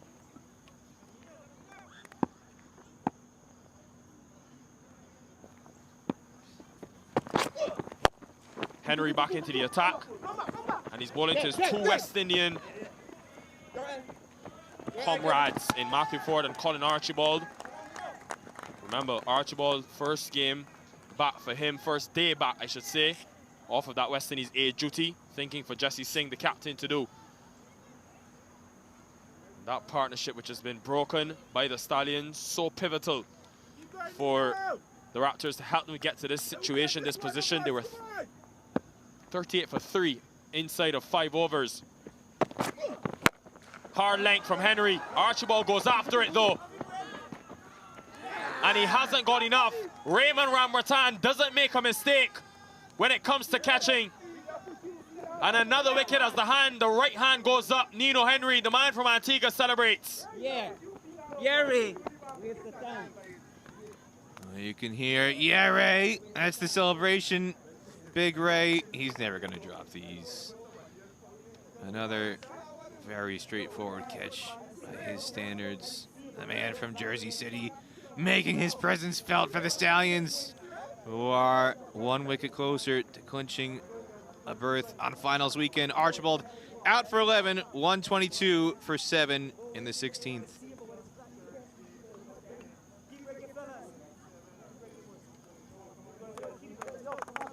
This New Jersey Stallions team have pretty much bossed it from the very onset earlier today, where they engaged in this conference finals. Abiram Bolisetti, still very capable with the bat in hand, walks in at number 9. It tells you about the depth of the Morrisville Raptors. These two finished the game off against the Atlanta Lightning last weekend, and are very capable of getting the remaining runs in this 2022 Toyota Minor League Cricket Championship presented by Sunoco. They're going to need to go all guns blazing, because it's now or never for the Raptors. If they win, they remain in the tournament and take this to a 3rd match tomorrow. But if they lose, it'll be goodbye and good night to their chances. They've got a packed house in as well. I was outside in my break, taking in some of the action from the field itself, and to see the support in for Morrisville has been truly heartwarming. And they're begging, some of the youngsters are literally begging for their team to find a way to get over the line.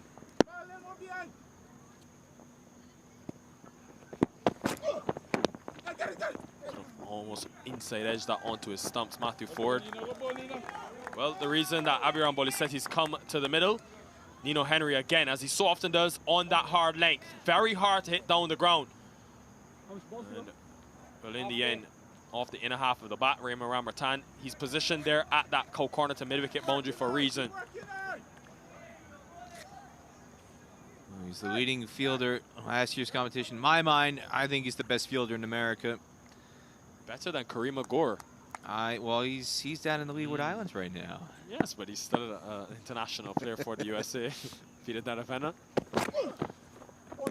Don't be political. Best fielder in America, based in America. How about that? That is a topic for another day. So far, it's been all about the action here at Church Street Park.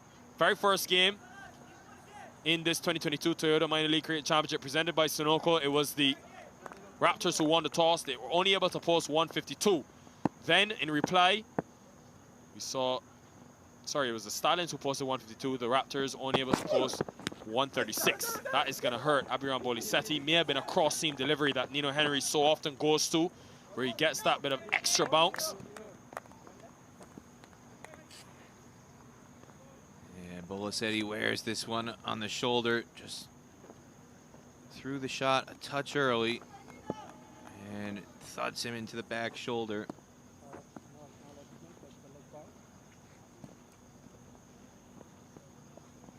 Yeah, and speaking to Nino Henry, it's an option he likes to go. You can see that grip. He goes to the crossing deliveries at the death. This has gone straight up. And it should be an easy catch for extra cover, and he puts it down.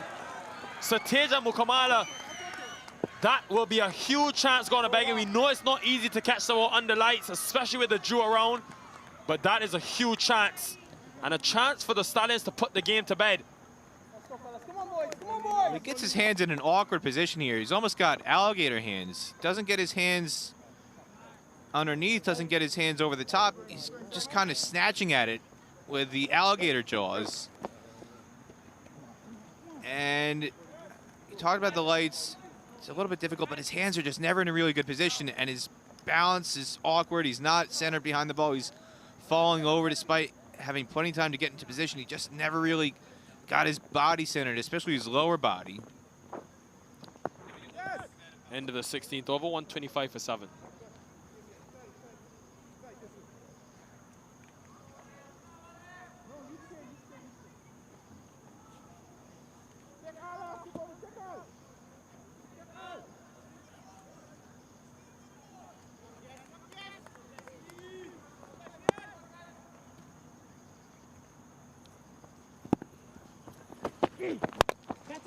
But Ford, he's got this one off the middle, and he's... What a piece of fielding that is from Paul Palmer. It's actually Deron Davis on the boundary. Matthew Ford thought he got it for a maximum. Leaps in the air and able to keep it and save the maximum. Wow. Spectacular effort from Deron Davis, and a slight blemish here from Ray Ramerton, because if he was more alert backing it up, he might have gotten there. And we see the drop here from Simon Kamala. Never got his lower body into good position, but Ray Ramerton is slow on the relay. If Ray Ramerton gets over there a bit sooner and a bit more alertly, that's a relay catch. That should have been a relay from Deron Davis to Ramerton, and Ramerton was busy gazing at Deron Davis. If he's a bit more alert, that's a catch for Ramerton. But I think, Peter Delapena, don't quote me, but I think he may have just made contact with that boundary rope. Remember, though, the umpires don't have the luxury of seeing the television replay, but it's always difficult on that boundary for umpires to make that type of decision. Another look at it at that long on position. Now, does he touch it? Very tough to see. Put on your umpire's cap, Peter Delapena. And again, you can see Ramerton just slow up here. He's kind of busy admiring Deron Davis. So there's two factors here. One was his foot on the rope, but two, Ramerton's got to keep running. Got to get over there to create the relay catching opportunity. If he's over there, that's a catch. On second look, I think I've changed my decision. I think Deron Davis may have just got that foot out of, well, the ball out of the hand in time. Regardless, it doesn't matter because the umpire's decision is final, as always in this beautiful game of cricket. But this man, Deron Davis, has been everywhere with the bat in hand twice today, 3 wickets with the ball earlier, and even though he's been expensive, showing the commitment in the field. The man from Trinidad and Tobago with first-class experience, tons of experience in this team. And of course, both these teams fighting for a spot in next week's finals weekend here at Church Street Park. Under the lights, it's going to be glorious. Another swing and a miss. Matthew Ford has struggled to get those boundaries with great consistency. Well, they need one and over down the stretch here, and they haven't had one since the 14th. So that required run rate continues to climb quite sharply. Past 12 and over now.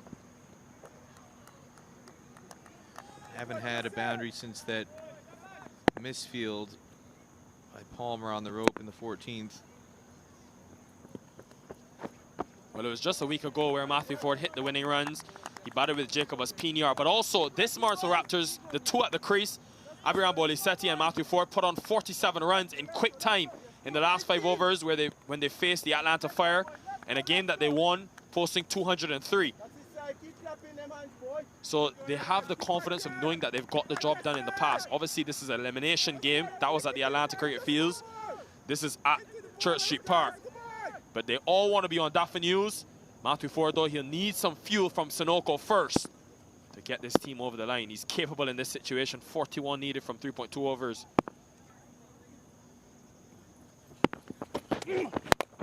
Pace off. He goes again, but luckily for Ford, hasn't quite got it. And it goes through Deron Davis. That will be disappointing for the Stallions after it's been almost a perfect day in the field.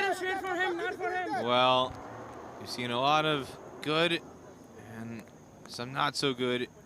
This one was always going to be difficult for Davis to try and cut this off. But again, he just kind of slaps at it.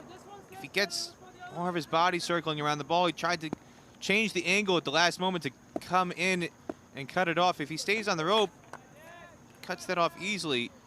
Then the other element of that, Ray Ramerton coming over may have distracted him a little bit. I think he would have charged through staying on his feet if Ramerton wasn't in his line of vision. I thought, looked like to me he was trying to avoid a collision there possibly.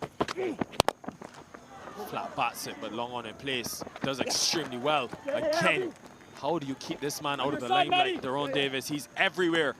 End of the 17th over. A very good one for the New Jersey Stallions. Just the one boundary conceded. 8 runs from the over. 133 for 7.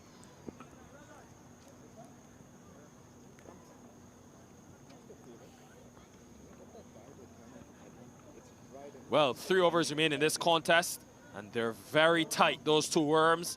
This is a knockout game for the Morrisville Raptors. If they win, they take the action to tomorrow, where the two teams will battle it out. Remember, best of 3 format in the conference finals. Already had the Silicon Valley Strikers picking up, or on the verge of picking up 2 wins, and going and booking their spot next week. They have done that.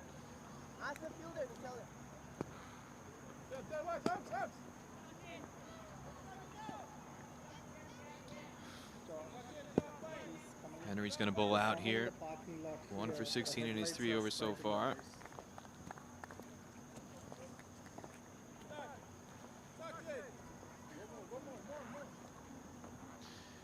Well, I just said that the Silicon Valley Strikers got over the line because when I checked the score, they were well in front of the game, Peter Delapena, but that game over in the Pacific Conference has gone to a super over. And the Silicon Valley Strikers, defending champions, have only made 4 in the super over. Wow. This minor league, I tell you something.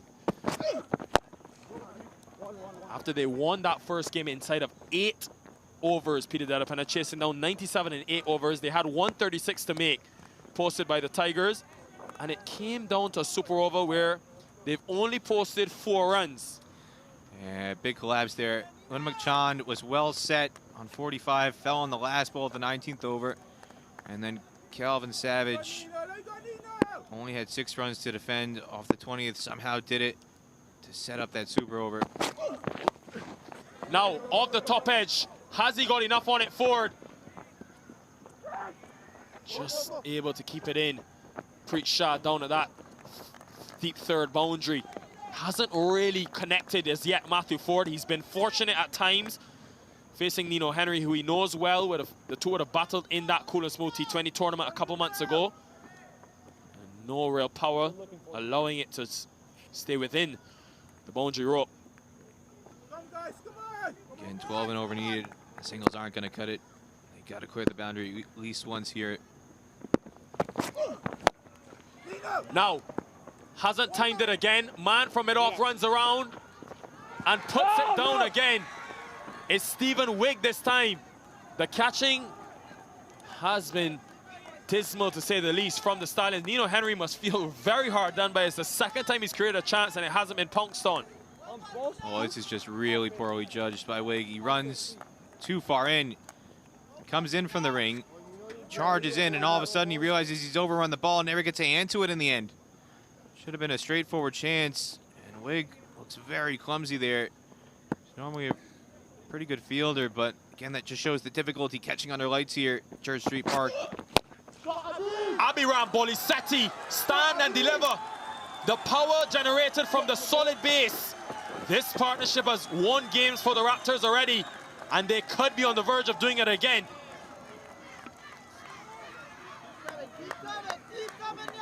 They're still fighting hard here, and you can hear the fans going wild.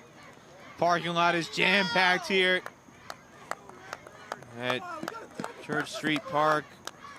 It's a much smaller crowd in the afternoon, and maybe it's the fans that have shown up here under the lights that are galvanizing the hometown boy, Abiram Bolisetti. Try and get his side over the line and force a third and final match, a decider tomorrow morning. Peter Delapena, there's a reason teams at Church Street Park over the 2 seasons have won chasing almost 60% of the time. Because of the difficulty in bowling at this time, the difficulty in judging, we just saw a dropped catch, which cost them a maximum. We know when the dew factor comes in, it's out there. I checked it. A lot of dew here at Church Street Park. All happening at the moment. But this time, much shorter from Nino Henry. May have been a slower delivery. And interestingly enough, a lot of the seamers have gone short today. We saw it from Colin Archibald. He went the distance.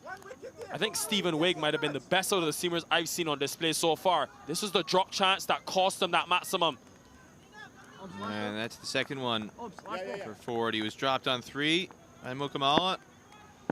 And now, second time on 15. And Bolisetti follows it up, going deep. Out of the top drawer, Abiram Bolisetti is turning the Church Street Park on. Well, well, well, what a game of cricket we have on our hands. And all of a sudden, it's 19 runs off the final 2 overs. Don't move a muscle. Well, the fans are loving this. Again, the hometown boy going big, going downtown, going through the hands. A dropped crowd catch. He's too hot to handle right now, Nikhil. I question, though, the length from Nino Henry. He's such an experienced player. He bowled such a good spell leading into that over. He was already pummeled once for a 6 off at that length. Went again. And Abiram Bolisetti, was so powerful in the onside because of the base. He's not going to miss it on that at this stage. He's brought the equation down to 19 from 12. Very gettable. But the Stallions will think 1 wicket. Matthew Ford, he's been given 2 lives. Can he cash in and capitalize? Who does Jesse Singh go to? He's got 1 over remaining. And he also has 1 over of Stephen Wigg, who we think was bowled excellently 2 for 17. That was the first of the maximums. Almost an identical delivery for the second. Outside the off stump, Peter Delapan. He's got to be straighter, got to be fuller, you think. Yeah, on that length, you're going to get whacked. Singh looks for the Yorker. 2 is the call. And they're coming back. 2 very quick between the wickets. This is good cricket from the Morrisville Raptors. And something about these games under lights. We've already seen a super over for the Raptors against the Philadelphians, which they won. We saw a last ball finish against the Atlanta Lightning last weekend under lights.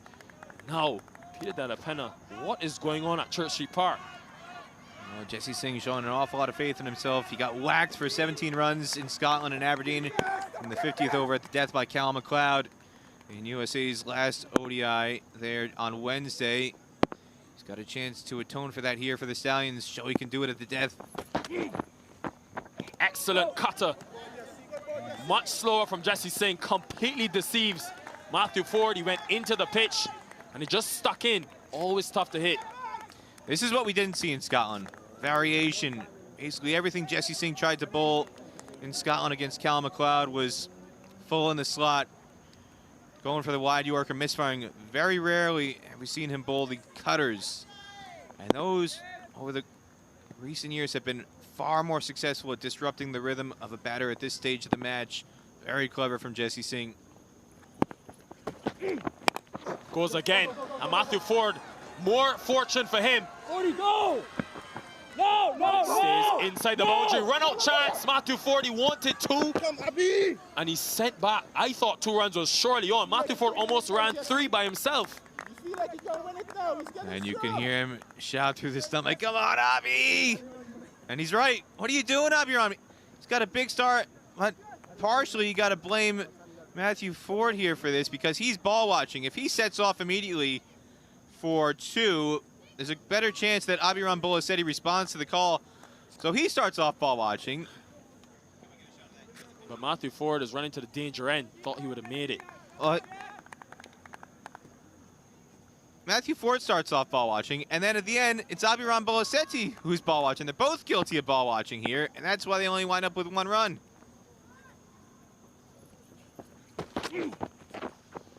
Excellent bowling from Jesse Singh, but he's been given a wide. And he cannot believe it because Abiram Bolisetti came a long way across his stumps. That is a harsh call from Matim Yamamdar. But the umpire's ruling is final as always. Peter Della Penna, put on the umpire's cap. Well, nobody's happy here. According to the new regulations that will actually officially come into place in October, that would not be a wide. Jesse Singh is under the belief that the new guidance is already in place. That would definitely be a legal delivery in October.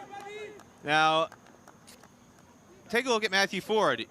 He's yelling at Abiram Bolasetti. He wants to take a bye off this. He wants to make it a second wide because, again, Bramble fumbles it, and for the second time in 2 deliveries, Abiram Bolasetti is sleeping at the striker's end.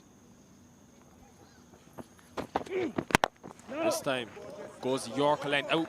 For all the young children at home watching this over so far from Jasdeep Singh, don't take away from the fact we're spoiled by seeing the likes of Jasprit Bumrah and Jofra Archer and so many of the great T20 bowlers on TV and these cutters that they're able to execute. Those slower deliveries are not easy, and if you get them wrong, more often than not, you pay the price. So Jesse Singh is holding his nerve. As you said, he's expensive today, but he's doing extremely well in these first 4 deliveries. He's got to close out the over well. How much can they give Stephen Wigg to defend in the final over?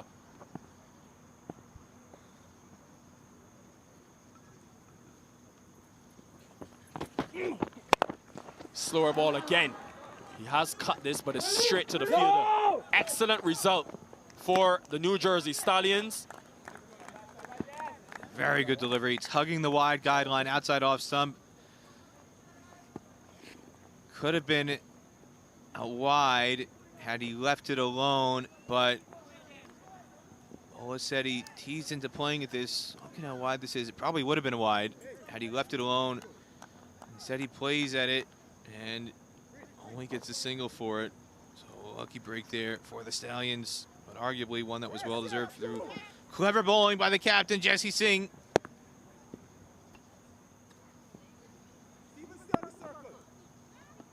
Very tense, high-intensity situation at Church Street Park. T20 cricket at its finest. Now, Ford straight. And it will be for Matthew Ford. You can hear the Church Street Park crowd erupt. It's why he's been brought in to this Raptors team.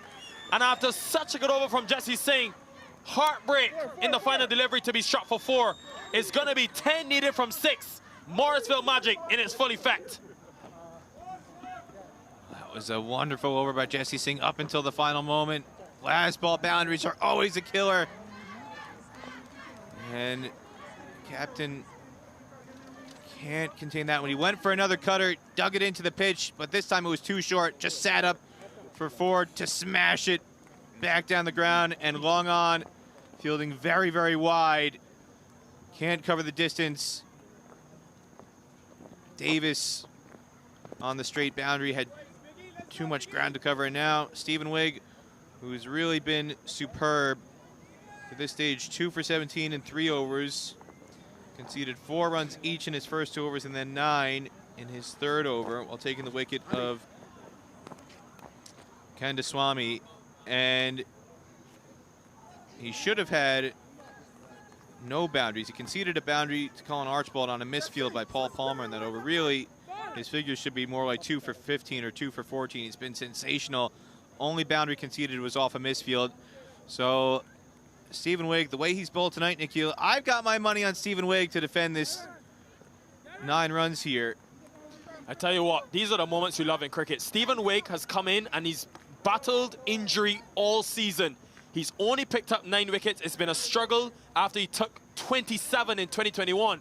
He was the 5th leading wicket taker in the 2021 edition, and he's now got an opportunity to forget all of that. For me, he's been the most impressive seamer on display, and I think he's one of the best seamers. From my very first look at him in 2021, I think Peter Della Penna, he is one of the best seamers because of that variation and his consistency.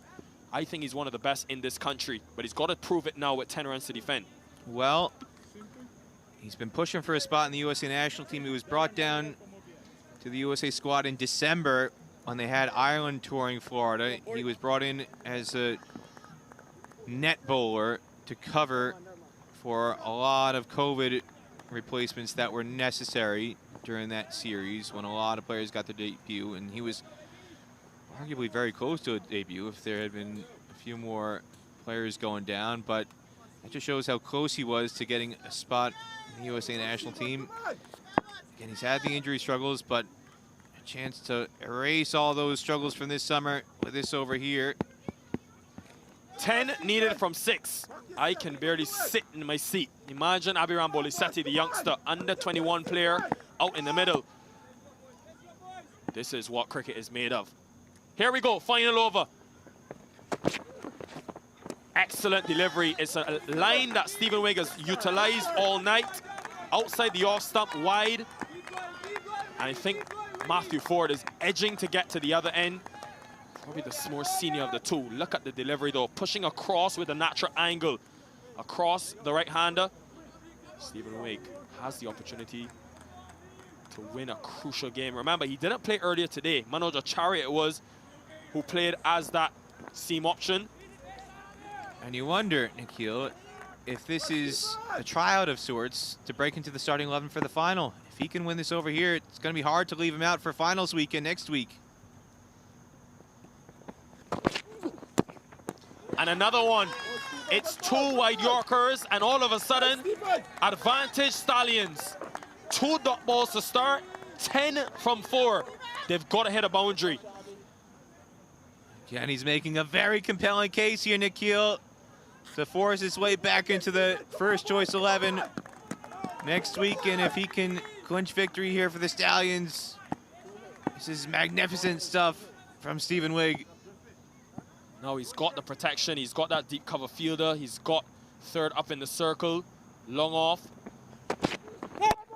Goes at the stumps, and Bolisetti holds out to long on, but it is a no ball signaled. So Stephen Wigg committing the cardinal sin, and it's going to be the free hit signal from the umpire, and also Matthew Ford back on strike. And just when you thought we had seen it all at Church Street Park, no, Peter Della Penna, no, there's another twist. Oh, this is just extraordinary. No ball at the worst possible time. No hesitation from umpire Vijay Malella. And what should have been a wicket, and 10 off 3 balls with only 2 wickets in hand, now turns into 7 off 4 legal deliveries. They take 2 runs with the ball in the air, and they get the bonus run for the extra on the no ball. What a huge, huge moment here for the Stallions. Looked like they were so close to victory with a catch taken on the boundary, and then the fans, you could hear them roar, Nikhil, once they realized the no ball was called, and the Raptors still alive with a chance to force Game 3 tomorrow morning. I find it very interesting that Wigg has got third up in the circle. He can't change the field. Well, sorry, he could have actually changed the field, but the free hit delivery is a dot. Excellent close-out delivery from Wigg under pressure, free hit, and it's a dot delivery, the third of the over. Well, I'm waiting for Matthew Ford to have a chat, and he's finally going to look like he's coming down the wicket here, or is he? Spectacular Yorker, you see on the replay here, wide Yorker, and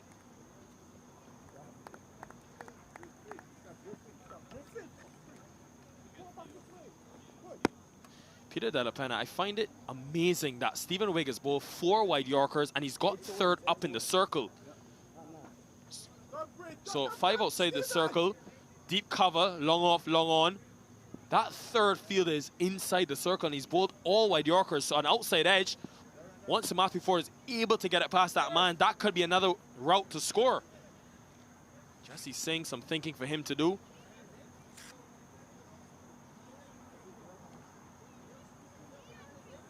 Fine leg also up in the circle. The deep backward square comes in, and they're sending 2 on that offside boundary back. 1 at deep point, and the other at that deep cover position.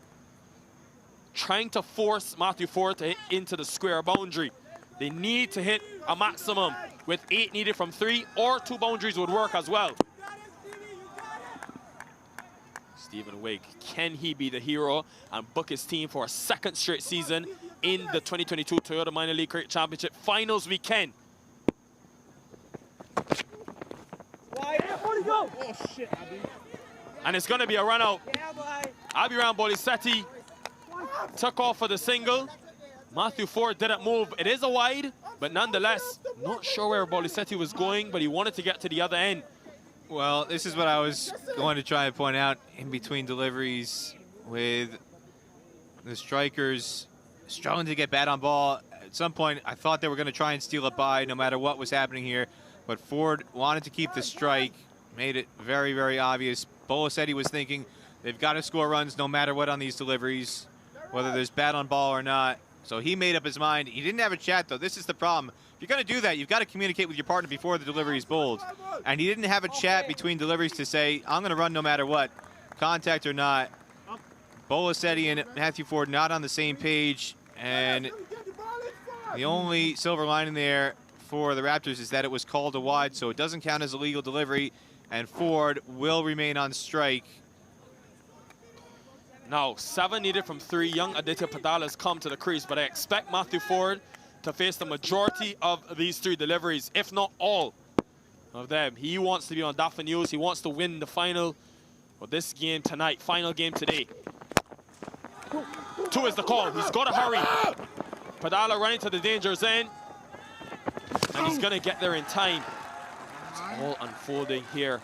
Ford has got to hit a boundary, though, with 5 needed from 2. So before this delivery, Bolisetti looked like he wanted to have a chat with Matthew Ford and then changed his mind, but it looked like he was itching to get to the striker's end, and he was going to run no matter what. If you're going to do that, though, you got to tell your partner, Matthew Ford didn't get the memo. Well, what is Stephen Wigg working with? He's gone most of the deliveries in this over have been those wide Yorkers. He does still have that feeder up in the circle on the 30-yard circle, an extra cover inside as well as a square leg.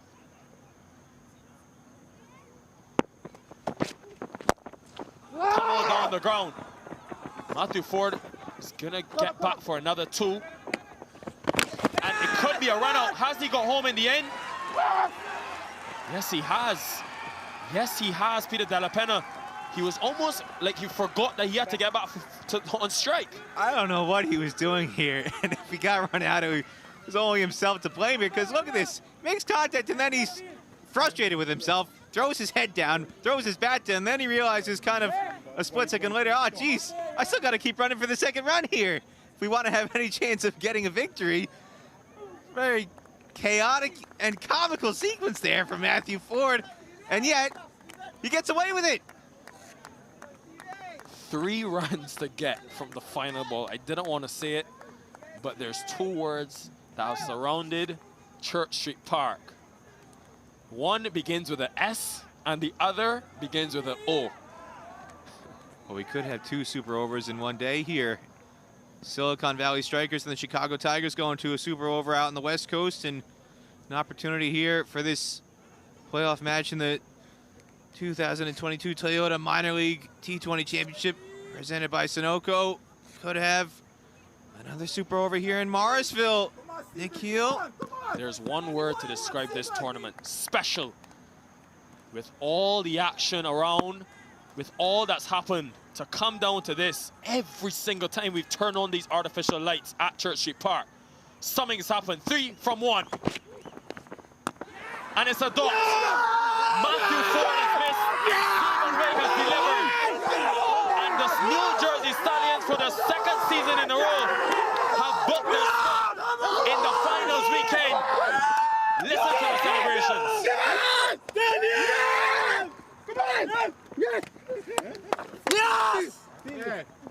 Clinical performance, clinical to say the least, from Jesse Singh and his men, leading his team not once but twice, and the Church Street Park faithful are shell-shocked. Well, the only real blemish in that final over for Stephen Wigg was that no ball. Otherwise, what a magnificent over. Continued to nail the wide Yorkers. And Stephen Wigg, who's taken a back seat through much of the season, starts to drive the bus straight into the finals weekend for the New Jersey Stallions. Just when they needed somebody to step up in a big way, Stephen Wigg reprises his form from 2021, and you can see how much it means to him and to the players on this side. Rajat Dhingra, the chief selector for the Stallions, giving him a high five and a hug. And there's Jesse Singh, the captain, who is leading his side back to finals weekend for the second year in a row. Congratulations to the New Jersey Stallions. There was a lot of animation in that celebration for the New Jersey Stallions, and it tells you about the situation. Many would have had them coming to Church Street Park and starting not as the favorites, but they've proven the haters wrong. They've proven those who have questioned them wrong. Jesse Singh, fresh from international duty, along with Sateja Mukamala, the two additions needed to help the Morrisville Raptors will defeat the Morrisville Raptors, the home team, the team that of course finished second. But Dane Pete, he'll hold his head high because it's a season with a lot of young players, their very first season as a core group together, and a lot to take away, a lot of positive to take away from it. But too close, but not close enough in this 2022 Toyota Minor League Cricket Championship presented by Sunoco. Daron Davis has been the star today for his team. 32 off 20 in game 1, 20 off 12 in game 2 with the bat, and then wickets galore for Darren Davis as well. He's been a huge piece of the puzzle to get this side back into finals weekend. And again, a lot of starts, but not a lot of finishing for the Raptors. You can see Vinod Kumar Kandaswamy top scoring with 51 off 36, and Matthew Ford, who was dropped twice, including once by Stephen Wigg on 15. Stephen Wigg had a chance to ice his innings, couldn't do it, but then Stephen Wigg redeems himself with a spectacular final over against Ford to clinch a spot for the Stallions in the finals. 2 for 24. Stephen Wigg, arguably the standout bowler for the Stallions there, especially at the death. Sachin Mailavarapu, 2 for 20 as well with his left arm spin. The difference makers for the Stallions to sweep the 2 matches today on this Saturday and put them back into the finals weekend. All about the New Jersey Stallions, who have closed things off extremely well, thanks to Stephen Wigg and his excellent death bowling. 2 for 24 for him. Mailavarapu and Nino Henry all in the wickets. Well, what a game of cricket. The Morrisville magic continues here at Church Street Park. It was a good start by the Raptors and their openers, Vinod Kumar Kandaswamy and Lahira Malanta. And Malanta was able to get a couple over cover. And then one big shot over long on. And, well, you thought they needed a very quick start for the Morrisville Raptors if they were to get close to this 167 total. It was always going to be a competitive total, and a couple wickets fell early. Murli Ankaraju went. Jacobus Pinyar played a couple powerful strokes, 2 boundaries for him, but then against the skillful Sachin Mailavarapu, after he hit that boundary through square leg, one too many, trying to hit into the onside, off the outer edge of the bat, and an easy catch for Stephen Wigg. That was almost a turning point in the game, but these two put on a good partnership. Dane Pete and Vinod Kumar Kandaswamy, a partnership worth some 31 between the two. And Dane Pete then had to fall the captain after promoting himself today to number 5. Stephen Wigg, who operated so well outside that off stump in terms of the line, did extremely well. Vinod Kumar Kandaswamy will be happy with this return to close out his season. Played a couple great shots square. He's so strong against the spin as well because of those quick hands. Ron Fatke, another start for him, but was unable to pick on. These two also put up a 33-run partnership. Played a couple good strokes over. Third was fortunate a couple of times, Ron Fatke. But then when they took this wicket, the New Jersey Stallions, it was that man again, Stephen Wigg, who was the star with the ball in hand. Almost the plan working to fruition, straight to Raymond Ramratan.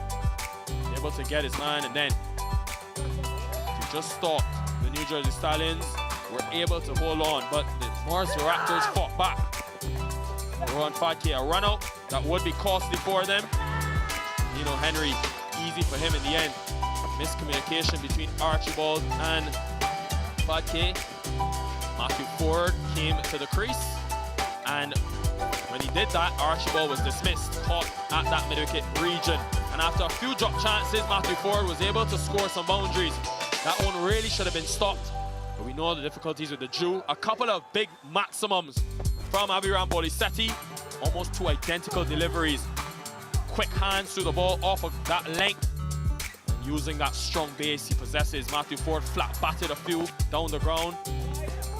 Got a boundary. But the final delivery, after the run out, Matthew Ford needed 7 from 3. And in the end, wasn't enough thanks to some good bowling from Stephen Wigg and by extension, the New Jersey Stallions. Excellent from them. And in the end, the Stallions, for a second season in a row, took themselves a spot in the finals weekend. They were here last year. They were runners-up in 2021. And now they will have a chance to be in the final 4 teams in 2022. Myla Varapu, Daron Davis, Jesse Singh, Anthony Bramble, all stepping up, and the hug's still going on. Stephen Wigg, after so much pressure, he's executed well for his team. Nate Hayes will not be a happy man because his Raptors have come up short, but for the New Jersey Stallions, and that man on screen with his all-round ability, he has been superb. It's a happy owner as well. That's Ravi Suri, the owner of the Stallions. Peter Delapenna, what a game of cricket. What 2 games of cricket we've seen. What does it say about the New Jersey Stallions? The fact that in the first game we saw their spinners come in to play a lot, winning them that game. Then today, it was all about Bramble and his power. And then the seamers towards the back end, Stephen Wigg especially, winning the game, as well as Jesse Singh. Don't take anything away from him. What did they do well? What does it say about the New Jersey Stallions? It shows the balance and the depth that they've got in this lineup. Stephen Wigg, who again has been a non-factor for most of the season, whether by choice or by injury, in terms of the selection process for this team. He comes up in a huge way, and now he creates a good dilemma for the Stallions. Do you pick him for finals weekend in the first match? Because even though he's not played the majority of the matches this season, when you put in a performance like that at the death, in a crunch situation to clinch a spot in the finals in an elimination match, that to me shows you're worthy of being in the starting 11 for finals weekend. And he did it last year. I think he's good enough to do it again on finals weekend this year if he gets that chance. Ladies and gentlemen, next weekend is the final weekend of the action here in North Carolina and of this 2022 Toyota Minor League Cricket Championship. You do not want to miss it. The Stallions, the first team to book a spot in the action after completing 2 victories consecutively against the Morrisville Raptors. They're the winners of the Eastern Division, and they have been brilliant yet again to be clinical and execute on a day full of intensity and full of entertaining cricket. It's been truly a joy having you with us on behalf of the entire production team here in North Carolina and in Utah. We thank you very much. It's bye for now, but we're back in a week's time for the finale. You're watching the Toyota Minor League Cricket Championship, presented by Sunoco.